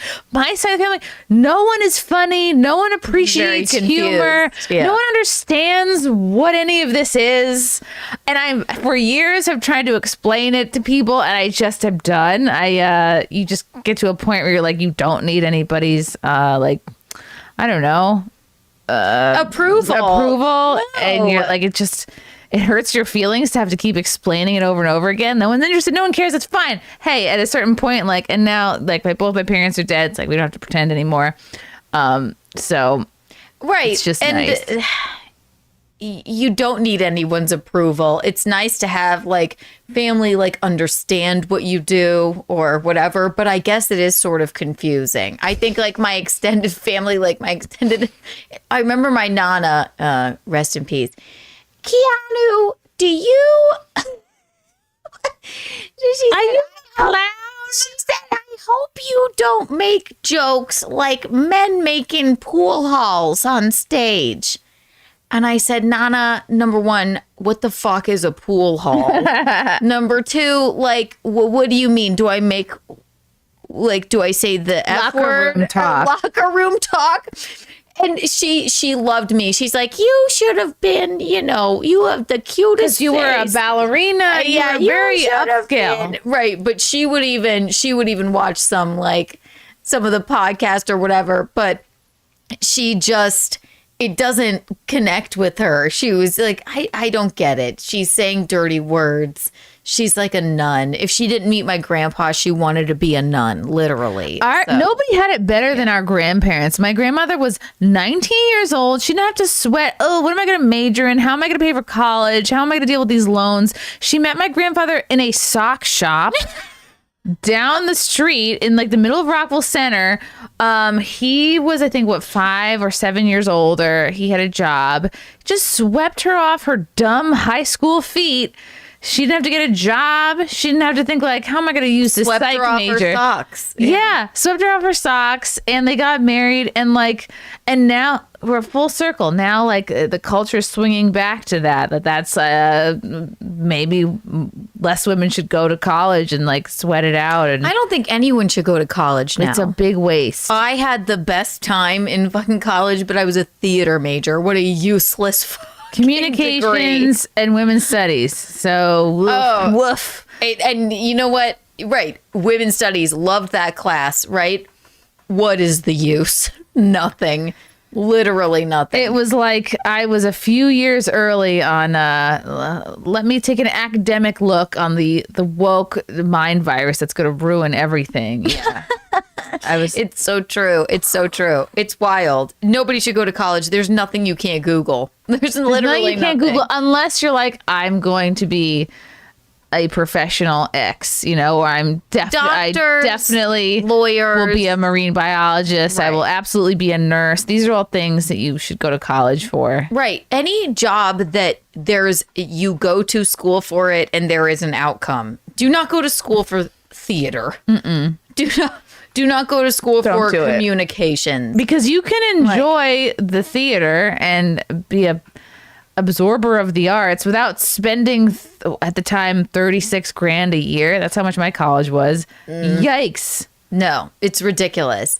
We need doctors to go to school, right? We need or I guess if you're like just like a little shit and you just don't even know how to live without your mommy and daddy and you need to live in a dorm for 4 years and study something, like I guess that makes sense. But in a sense, like if your mommy and dad are still paying for you, your way, right? You're just in a dorm. You're just living there. Like you're getting than all your a shit dorm. paid for. It's like do that and I don't know, get a job. You'll appreciate it more, I think. And It's true. if you're paying it for yourself. We need to make like a college for people that Hard don't knocks. want to major. They just And that's the thing is, live if in you're- a dorm. You have to just go, I don't know, maybe just go get a job. And that's the thing is, what did my college degree do for me? I think I wouldn't have gotten a lot of the jobs I had I not had the college degree. But what did I actually, all my jobs were like assistant or an executive assistant to somebody. So all I really needed to know was like, honestly, like Nothing. secretarial Yeah. skills, Microsoft Office suite, Like things thoroughly that you don't modern need. Millie. You Yeah. could have I could have just learned that not in college for that much money that I spent. But it's like, oh, they need to see that. I need to see this degree so I can be somebody's work slave Right. from 9 to 5. So move to New York and what? Work at Soul Cycle at the desk? Like why do I need this? And I loved college. Like it shaped me into I guess it was worth it. But if you ask my dad, 4 years was of it like, worth I'm not ready to be a person yet. I just want to black out for 4 years. And it was, I mean, I loved going to college. Where did you go? College of Charleston. Like, best time ever. My family had the best time, like, even visiting me. Aw. I did so many plays. It was like it was incredible. Still great friends to this day. So I guess if that's the reason that you go to college and you have a dad that'll pay for it, then go. But did it help me to have a bachelor's in theater from the College of Charleston here? No. to do stand up, right? To do stand up. Although I guess actually my favorite teacher did tell me to start doing stand up because he Wow. was a stand up here. Or else I would have never even thought of it. But I was in his writing class and he came over to my house because he was like a friend and he said, "You're moving to New York. Wow. You need to do stand up. Like your writing is That's really you're very cool. funny." So I guess college Somebody saw helped that in that you. way. Yeah. He's dead now, but colon cancer. One of those weird 30-year-olds with He colon should have cancer. eaten his fiber. I guess so. Yeah. I David Lee had Nelson. had Sorry. somebody, maybe he was a stand-up teacher. I think his name was Eric Hansen. He would run these like comedy, I don't know, workshops or bringers or whatever. Oh, He did from, something at Broadway. I I remember remember he him, told yeah. me like early on to do a vlog, and I was like, "What the hell is even that?" And I didn't really listen because at vlog? the time I didn't think I was saying anything anyone would want to listen to. I just didn't think I had anything worth saying, so I Right. just didn't do it for like years. But I always remembered that was the advice he gave me. And Yeah. what I should have done is just I should have just done YouTube like right away in 06, like the golden years. But again, at the time, if I had done it, I would have been doing makeup. I would have been talking about bullshit because I wasn't intellectually curious about anything yet. It would have been me just like putting on makeup and Still would have been fine. Though. yeah. No, it's funny, like how Eric Hansen, I remember him for sure. It's weird how people, they affect your life when you don't even realize that they're affecting it. Because I never would have thought I'll go to New York because all my friends are and I'll take an acting class and things will blow up for me. But if he hadn't told me, no, for real, do stand up. Wow. I took his solo performance class. He's like, you would be great at it. I would have never even tried it. And then That's once cool. I did, I was like, fuck acting. I'm not that great of an actress. I So thought not that acting, but like after improv, so many people go to the commercial acting route. Like it's basically, it's like all the UCB people, you get picked up for commercial work, and they were years, and even still, I see somebody in a commercial. I go, oh, I did improv with that person, and Frank's like, let me Right. guess. I go, hey, he goes, let me guess, somebody you know from improv. You know, Right. like it's See? been 10 years of that. So, and I just, oh my God, rejection after rejection after rejection. Even the herpes commercials didn't want me. Like you just go out for everything and just steady years of just nope, no callbacks. Maybe one callback for something. I think I auditioned for something for Crashing. Remember that show? Yeah. Like so many close calls of maybe you get something. It's just nope. And then I finally was like, fuck that. And I pivoted to stand up. And then you're just like, okay, now you're actually like building your own talent up instead of it's improv. nice about stand-up and married with podcasting and live streaming. It's like you're your own, you can make it whatever you want it to be. So, and I think you've done a really great job of that. Look at this. Look at you. Look at it. This is what happened if I had gotten that herpes commercial that I went out for. I still remember commercial copy that I had to do auditions with, like Charlie Brown's, the salad bar. I could go off about the salad bar. That was years ago that I auditioned for that. Anyway, that's neither here nor there. I'm sure I've ignored super chats. Yes, but there's some breaking news that has occurred. Breaking news? Breaking news? The Pope's actually alive? No. Oh, no. No, it's in the other direction. So the woman who tried to expose Epstein has died today. What? What? Virginia Giuffre. Yep. Oh, shoot. What do you mean she died? She committed suicide. Of Somebody course. suicided her. Goo, that is not a great look. Holy moly. What happened to her? Somebody like offed her, I guess. Well, maybe there's some videos here. Maybe put on the headphones. Is this pertinent to our conversation? Do we need to be watching this right now? I was sent it by someone. Frank? Yes. Okay, fine. Breaking news. Dun, dun, dun, dun, dun, dun, dun, dun, dun, dun, dun. Breaking news. Virginia Giuffre kicks the bucket.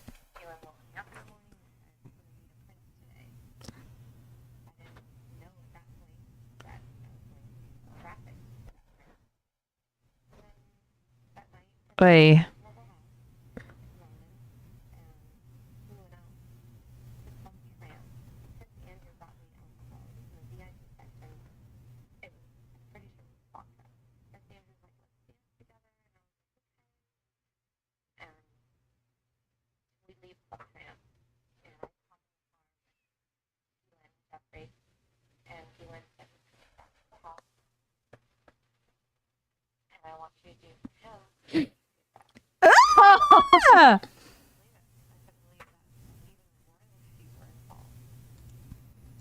Imagine blowing a prince.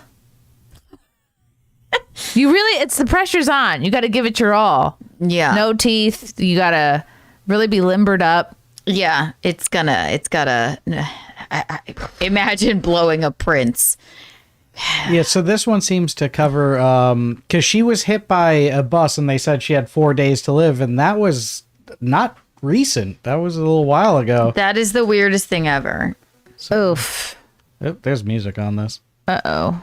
First of all, who gets hit by a bus and then they say you have 4 They must days have to thrown live? her in front of a bus. They Right. probably were like, this just seems like they wanted her out of the way. Horrible. She's dead? Is that? Oh, they definitely suicided her. But why? I imagine at this point she has told her story. It's all out there. This is fucking terrifying.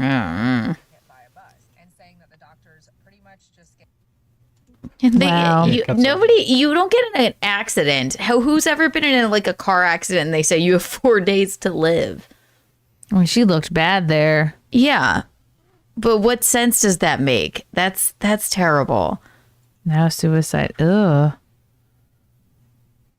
What? Virginia Giuffre Dies by suicide. one of Epstein's most prominent abuse survivors, dies by suicide. Oh, that's scary. God. Wow. Yeah, that's all we got. I guess we'll see if Why- more of the. You know who actually reached out to me recently to do another episode was that person that Joe Biden molested. What the hell's her name? She's in my DMs, I think. Tara Reid. Not the Tara Reid. Tara Reid. Yeah, she just messaged me the other day about coming back on the show. Not like The actress? Not the Tara act- Reid. Yeah, the author, actress, former Senate aide. with blonde hair. No, she's a brunette. There's a difference. She was on the show a couple years ago, and Biden like molested her in the White House. Not actress Tara Reid. Well, no, not nip slip. Okay, yeah. Blonde. No, this is another Tara Reid. She's fat. No, I'm kidding. She's Sharknado. she's beautiful. I mean, and Biden molested her, of course. Biden molested her, Look which at all is these going to words. mess you up for a while. Yes, it would. Probably forever. It shall. Okay, now super chats. Super chatted up. This is not a great.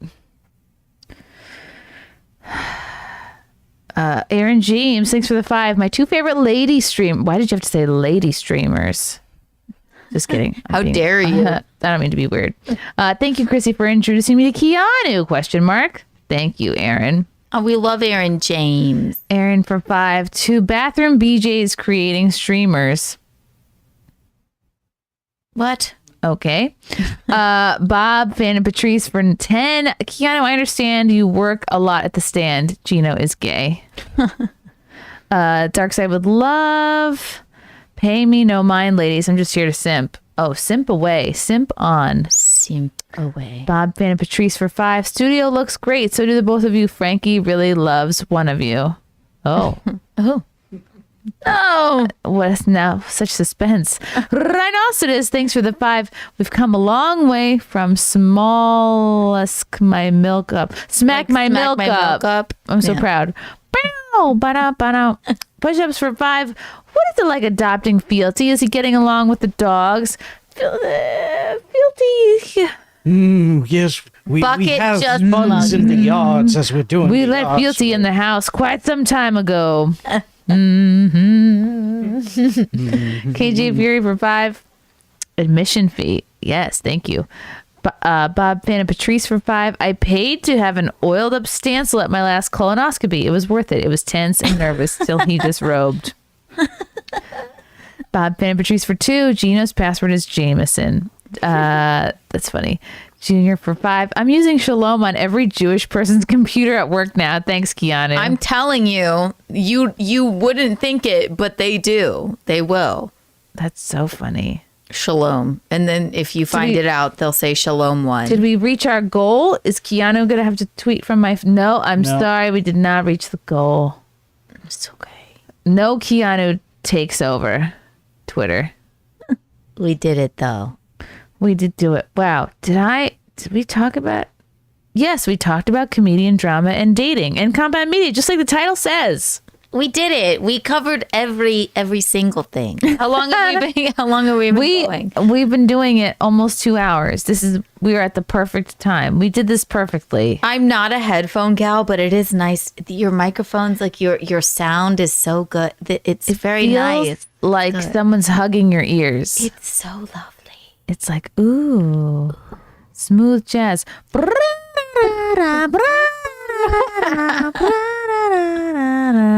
love it. Keanu, what are your goals for the next year or 2 or 3?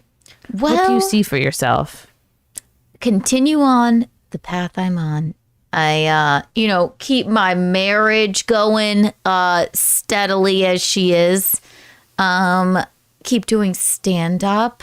Me and Gino doing a lot of road gigs right now. Ooh, where can they see you? Ooh, tomorrow we're somewhere in Pennsylvania that I don't even know.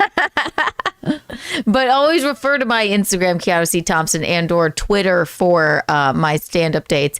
I'm having a ball with it. And obviously, I'm loving the live streaming. I'm loving doing the podcast. And just continue doing that. Stick with it and grow my audience a little bit more. That would be good. What other goal do I have? Maybe I don't know. I don't know if we'll stay in the exact place that we're living for forever. But Yeah, you guys could go anywhere. yeah, I would like to stay in Manhattan if we're going to live in New York, but I don't know. Time will tell. We'll see. So That's what's good is we can do this from anywhere. Where can people find you, follow you, and listen to you? Keanu C. Thompson live stream, Keanu Live Bacchanal Thursday, Untoward Tuesday. That's all at Keanu C. Thompson /YouTube. And then also Keanu Cast is wherever you listen to your podcasts, and also on YouTube at Keanu C. Thompson. It's across the board, just Keanu C. Thompson. And then if you follow Keanu C. Thompson on Twitter and or X, you can see me do live stand-up comedy. So I love it. One final super chat from Aaron James for 5. Well, now I feel silly referencing the BJ comment.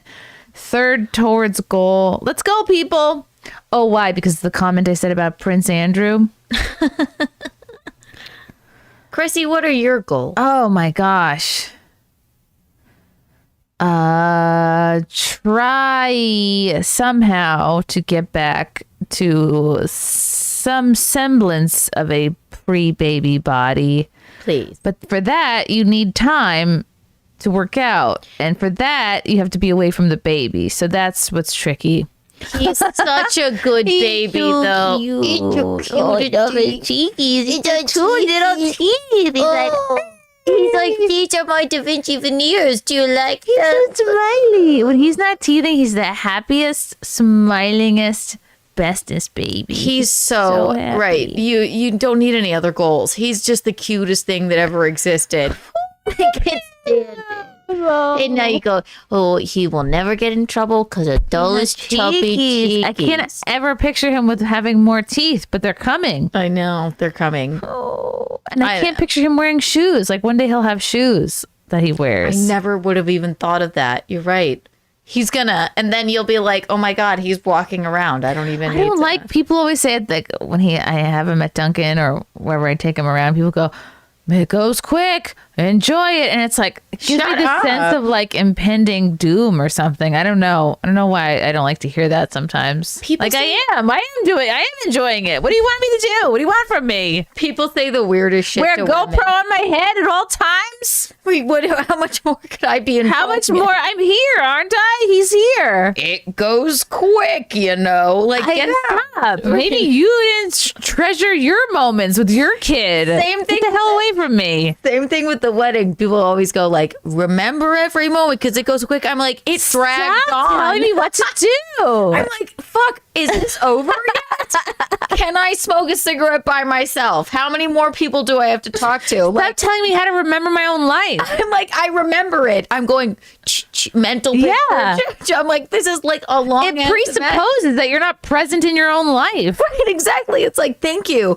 Now this kid will be 18. I'm remembering I'm every not telling moment. you how to live your life. I would say, well, really remember this donut you're eating. See that sandwich you're ordering? You remember that. Remember what you're wearing.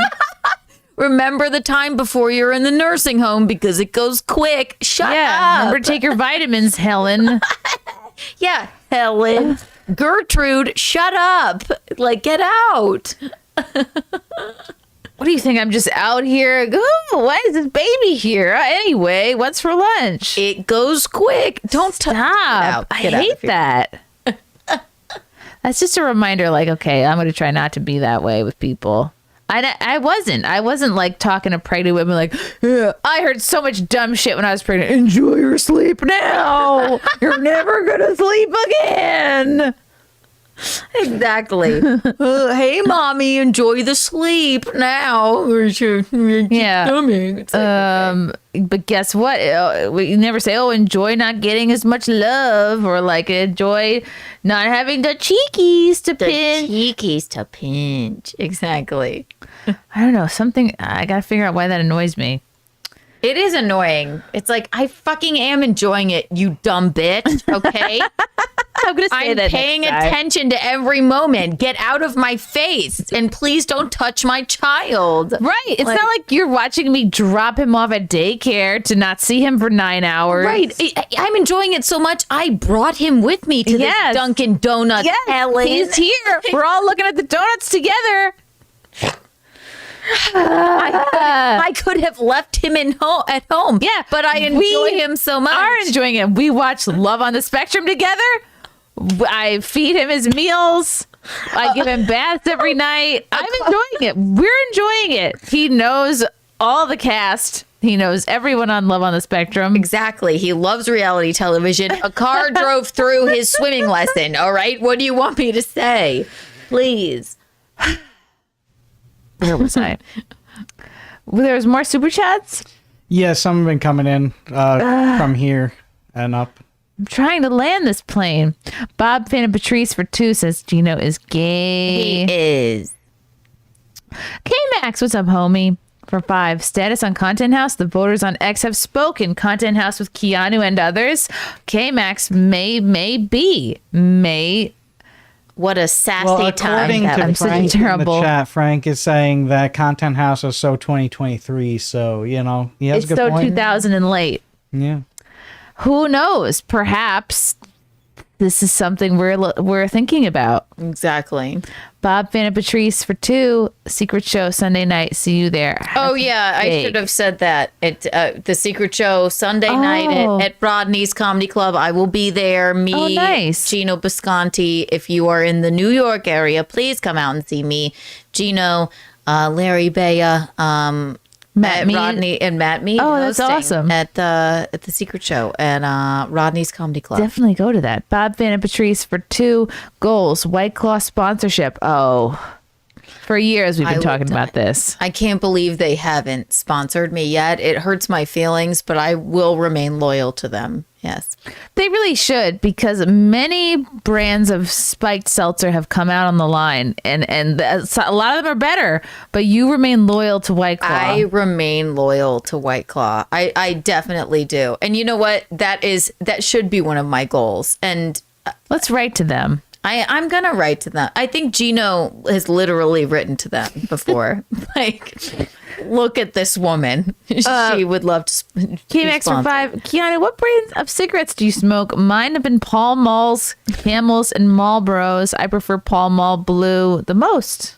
I used to smoke. Okay, the first cigarette I ever smoked was a P-Funk. P-Funk? What is it? It's a they have no filter in them, but Parliament, a Parliament. Oh, a Parliament. A Parliament, a P-Funk. But then I switched to Marlboro Smooths. I don't even know if they make them anymore. I am now a Camel Crush gal, and it's a disgusting habit. Isn't that I what don't you recommend. smoke, Guilty? Yes. Red Hundreds. Oh, wow. Oh, yeah. Ugh, No. surrounded by smokers. I'm a Camel Crush gal now. Yeah. Bob Van and Patrice for 5. Milker's Dumper. Thank you. Aaron James for 5. Keanu Snort. We'll get to the goal. I do. I snort when I laugh. She makes me laugh. Oh, Junior for 5. Content House El Salvador. Ugh. No. Ugh. I said I had a boyfriend that was Israeli Jewish. He went,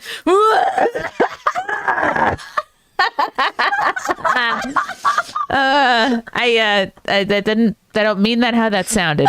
you went,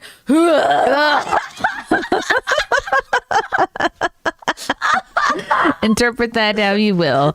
Eric G, survive. I'm sure I have ex-boyfriends, upon describing them, that would make you make that sound too. No, I just wasn't even expecting it. I was just like, it was just part of the story for Shalom password, and you went, "Ugh." Like that. Didn't get to the bad part yet. I was like, I've already made up my mind. Ugh. Oh, thanks. Sorry. It's, sometimes your life experiences are undeniable, and you have a reaction to a type of person. Exactly. It's like you Does were. that make me a bad person? No, Noticing things? No. Good God. Aaron James for 5.15. Thank you, ladies, for the stream. Zato for 10. Y'all crazy. Thank you for this show. Thank you, Zato.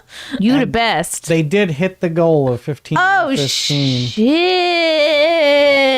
Well, Oh my gosh. now, is this a handheld situation, or do you She gets you Twitter for 5 minutes. I give her the phone, or do you put my Twitter on the big screen?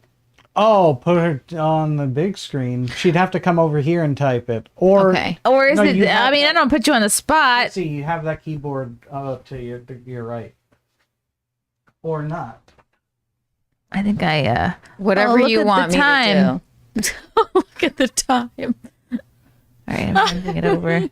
Handing it over. Okay, I got it. Ooh, no, it's actually of all the people I trust with my phone, Keanu's up there. I'm trying to give a compliment. And I mean, technically, I have control of your Twitter this whole show. Well. Looks like my hands are caught under my balls.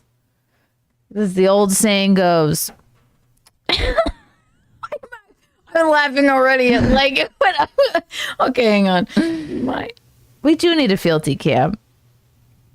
Do I have okay Max for 5, Chrissie and Keanu on the next Blue Origin space flight, Courtney too. What a fake What a ridiculous thing charade that was. They made women look worse. They set us back so long. They really did. They might as well have taken away our right to vote. They sent Keanu, you got 5 minutes. Okay, got it. Sorry, you're right. They sent the worst. They sent Lauren Sanchez, Jeff Bezos's slam piece du jour. Gail, Oprah's best friend for some reason. Gail just trying so hard to be Oprah. You're not going to be Oprah, Gail. No. And also, I think Oprah, this is my theory, she was like, best case scenario, Gail dies up there. Gail gets lost in space. Exactly. And then you don't send people you care about to space. No, even though you space don't. is not real. You don't send people you care about in an orb up into the sky. I would never. Oprah is wrong for that. Oprah should have gone up herself. Keanu, you're saying, hey, you or fealty, you're like, maybe I want to go into space. Like, fuck no. Do not leave the ground. No. I mean, fly somewhere. I don't like That's bridges. fine. I'm not going to space. But don't go into space. Ugh. Ugh. Rhinoceros for 5. That's some Shakira flabbergasted sheet right there. Okay. Gail went up. Katy Perry, she's the most insufferable of the bunch. What a loser. She's like, ooh, look, I have a flower. They all brought out their trinkets. They all had to show their trinkets to the camera. Stuffed Katy animals. Perry, she's just a fake, absolute twat. She gets out of the thing. She kisses the ground. Everybody thinks nobody cares what Katy Perry has to say about anything. I don't care about what any of these people have to say about anything. Who else was up there? Some Asian chick. I didn't know about her. Yeah, I didn't know who they were, most of them. So it was Gail. It was another black chick who was, I remember she was showing like the Bahama flag, the Bahamas flag, whatever you call it. I was like, who cares? Your trinkets are in space. Big deal. This is not some important moment for women. It is a ride. It was a ride. You know why it triggered Gail when people said it was a ride? Because it's a ride. Okay, you didn't invent the Blue Origin pod. You didn't even sew together that outfit you're wearing. Idiots. Listen to. It's a big old waste of money. Okay, I'm going to just post this and you're going to love it. Okay, Kiki. Be kind and rewind. Okay, I just posted it. I think you're going to love it. It's that I feel like I'm caught with my pants down. I think it was so good. Oh no, what does it say, chat? It was awesome. That's all you want to say? What? You have 5 minutes to say whatever you want. Well, you Say got the 2 N minutes. word. No, this is bad enough. I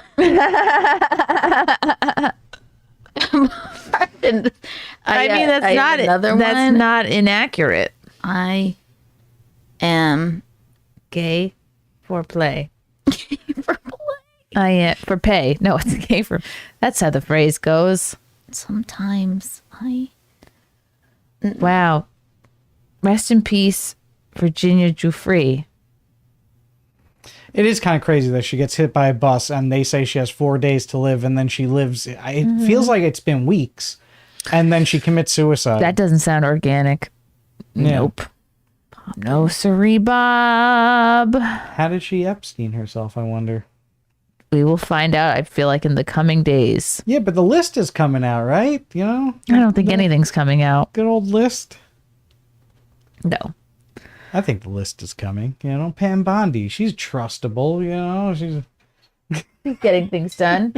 By the way, guys, come see me. Actually, I should see 1 minute left.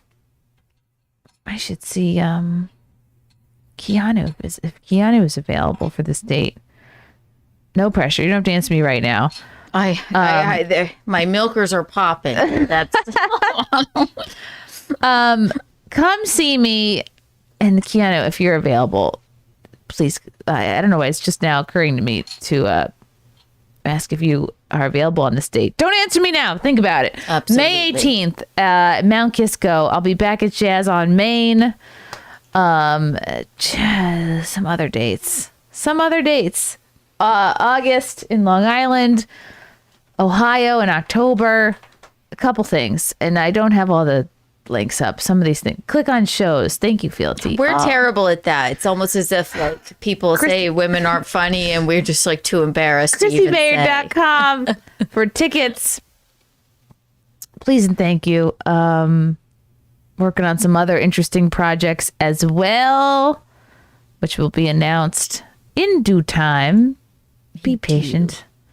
This was so fun, Keanu. It was fun. I never laugh harder. I always say this. Even just like riding around in the car with you, I don't laugh harder with anybody. Aww. I swear to God. Like we just have the best time. It's so this has been a delight. A dream. It flew by. And I don't know what I just posted on your Twitter. I think I said something about the earth being round. What? And I think the earth is very round. Round is my God. I got scared. I got scared. Wow, that's Chrissy, the most offensive is that you would tweet about you would be to go round earther on me. I got scared. Scared. I'm so sorry. Thank you to the chat. You guys are the best. Joining me next Saturday on NightMayr will be Whatever Amy. Yay! So that'll be very exciting. And thanks everybody for watching, and we'll see you all next time. Bye. Yay! And we're going to raid Baldessano after the end video plays. Oh, so good. We'll be raiding Chris Baldessano. So it's karaoke night. Say I don't know that we sent you. Yes. I don't know. I hurt my neck doing that. Oh my God. All right. Bye everyone. Bye.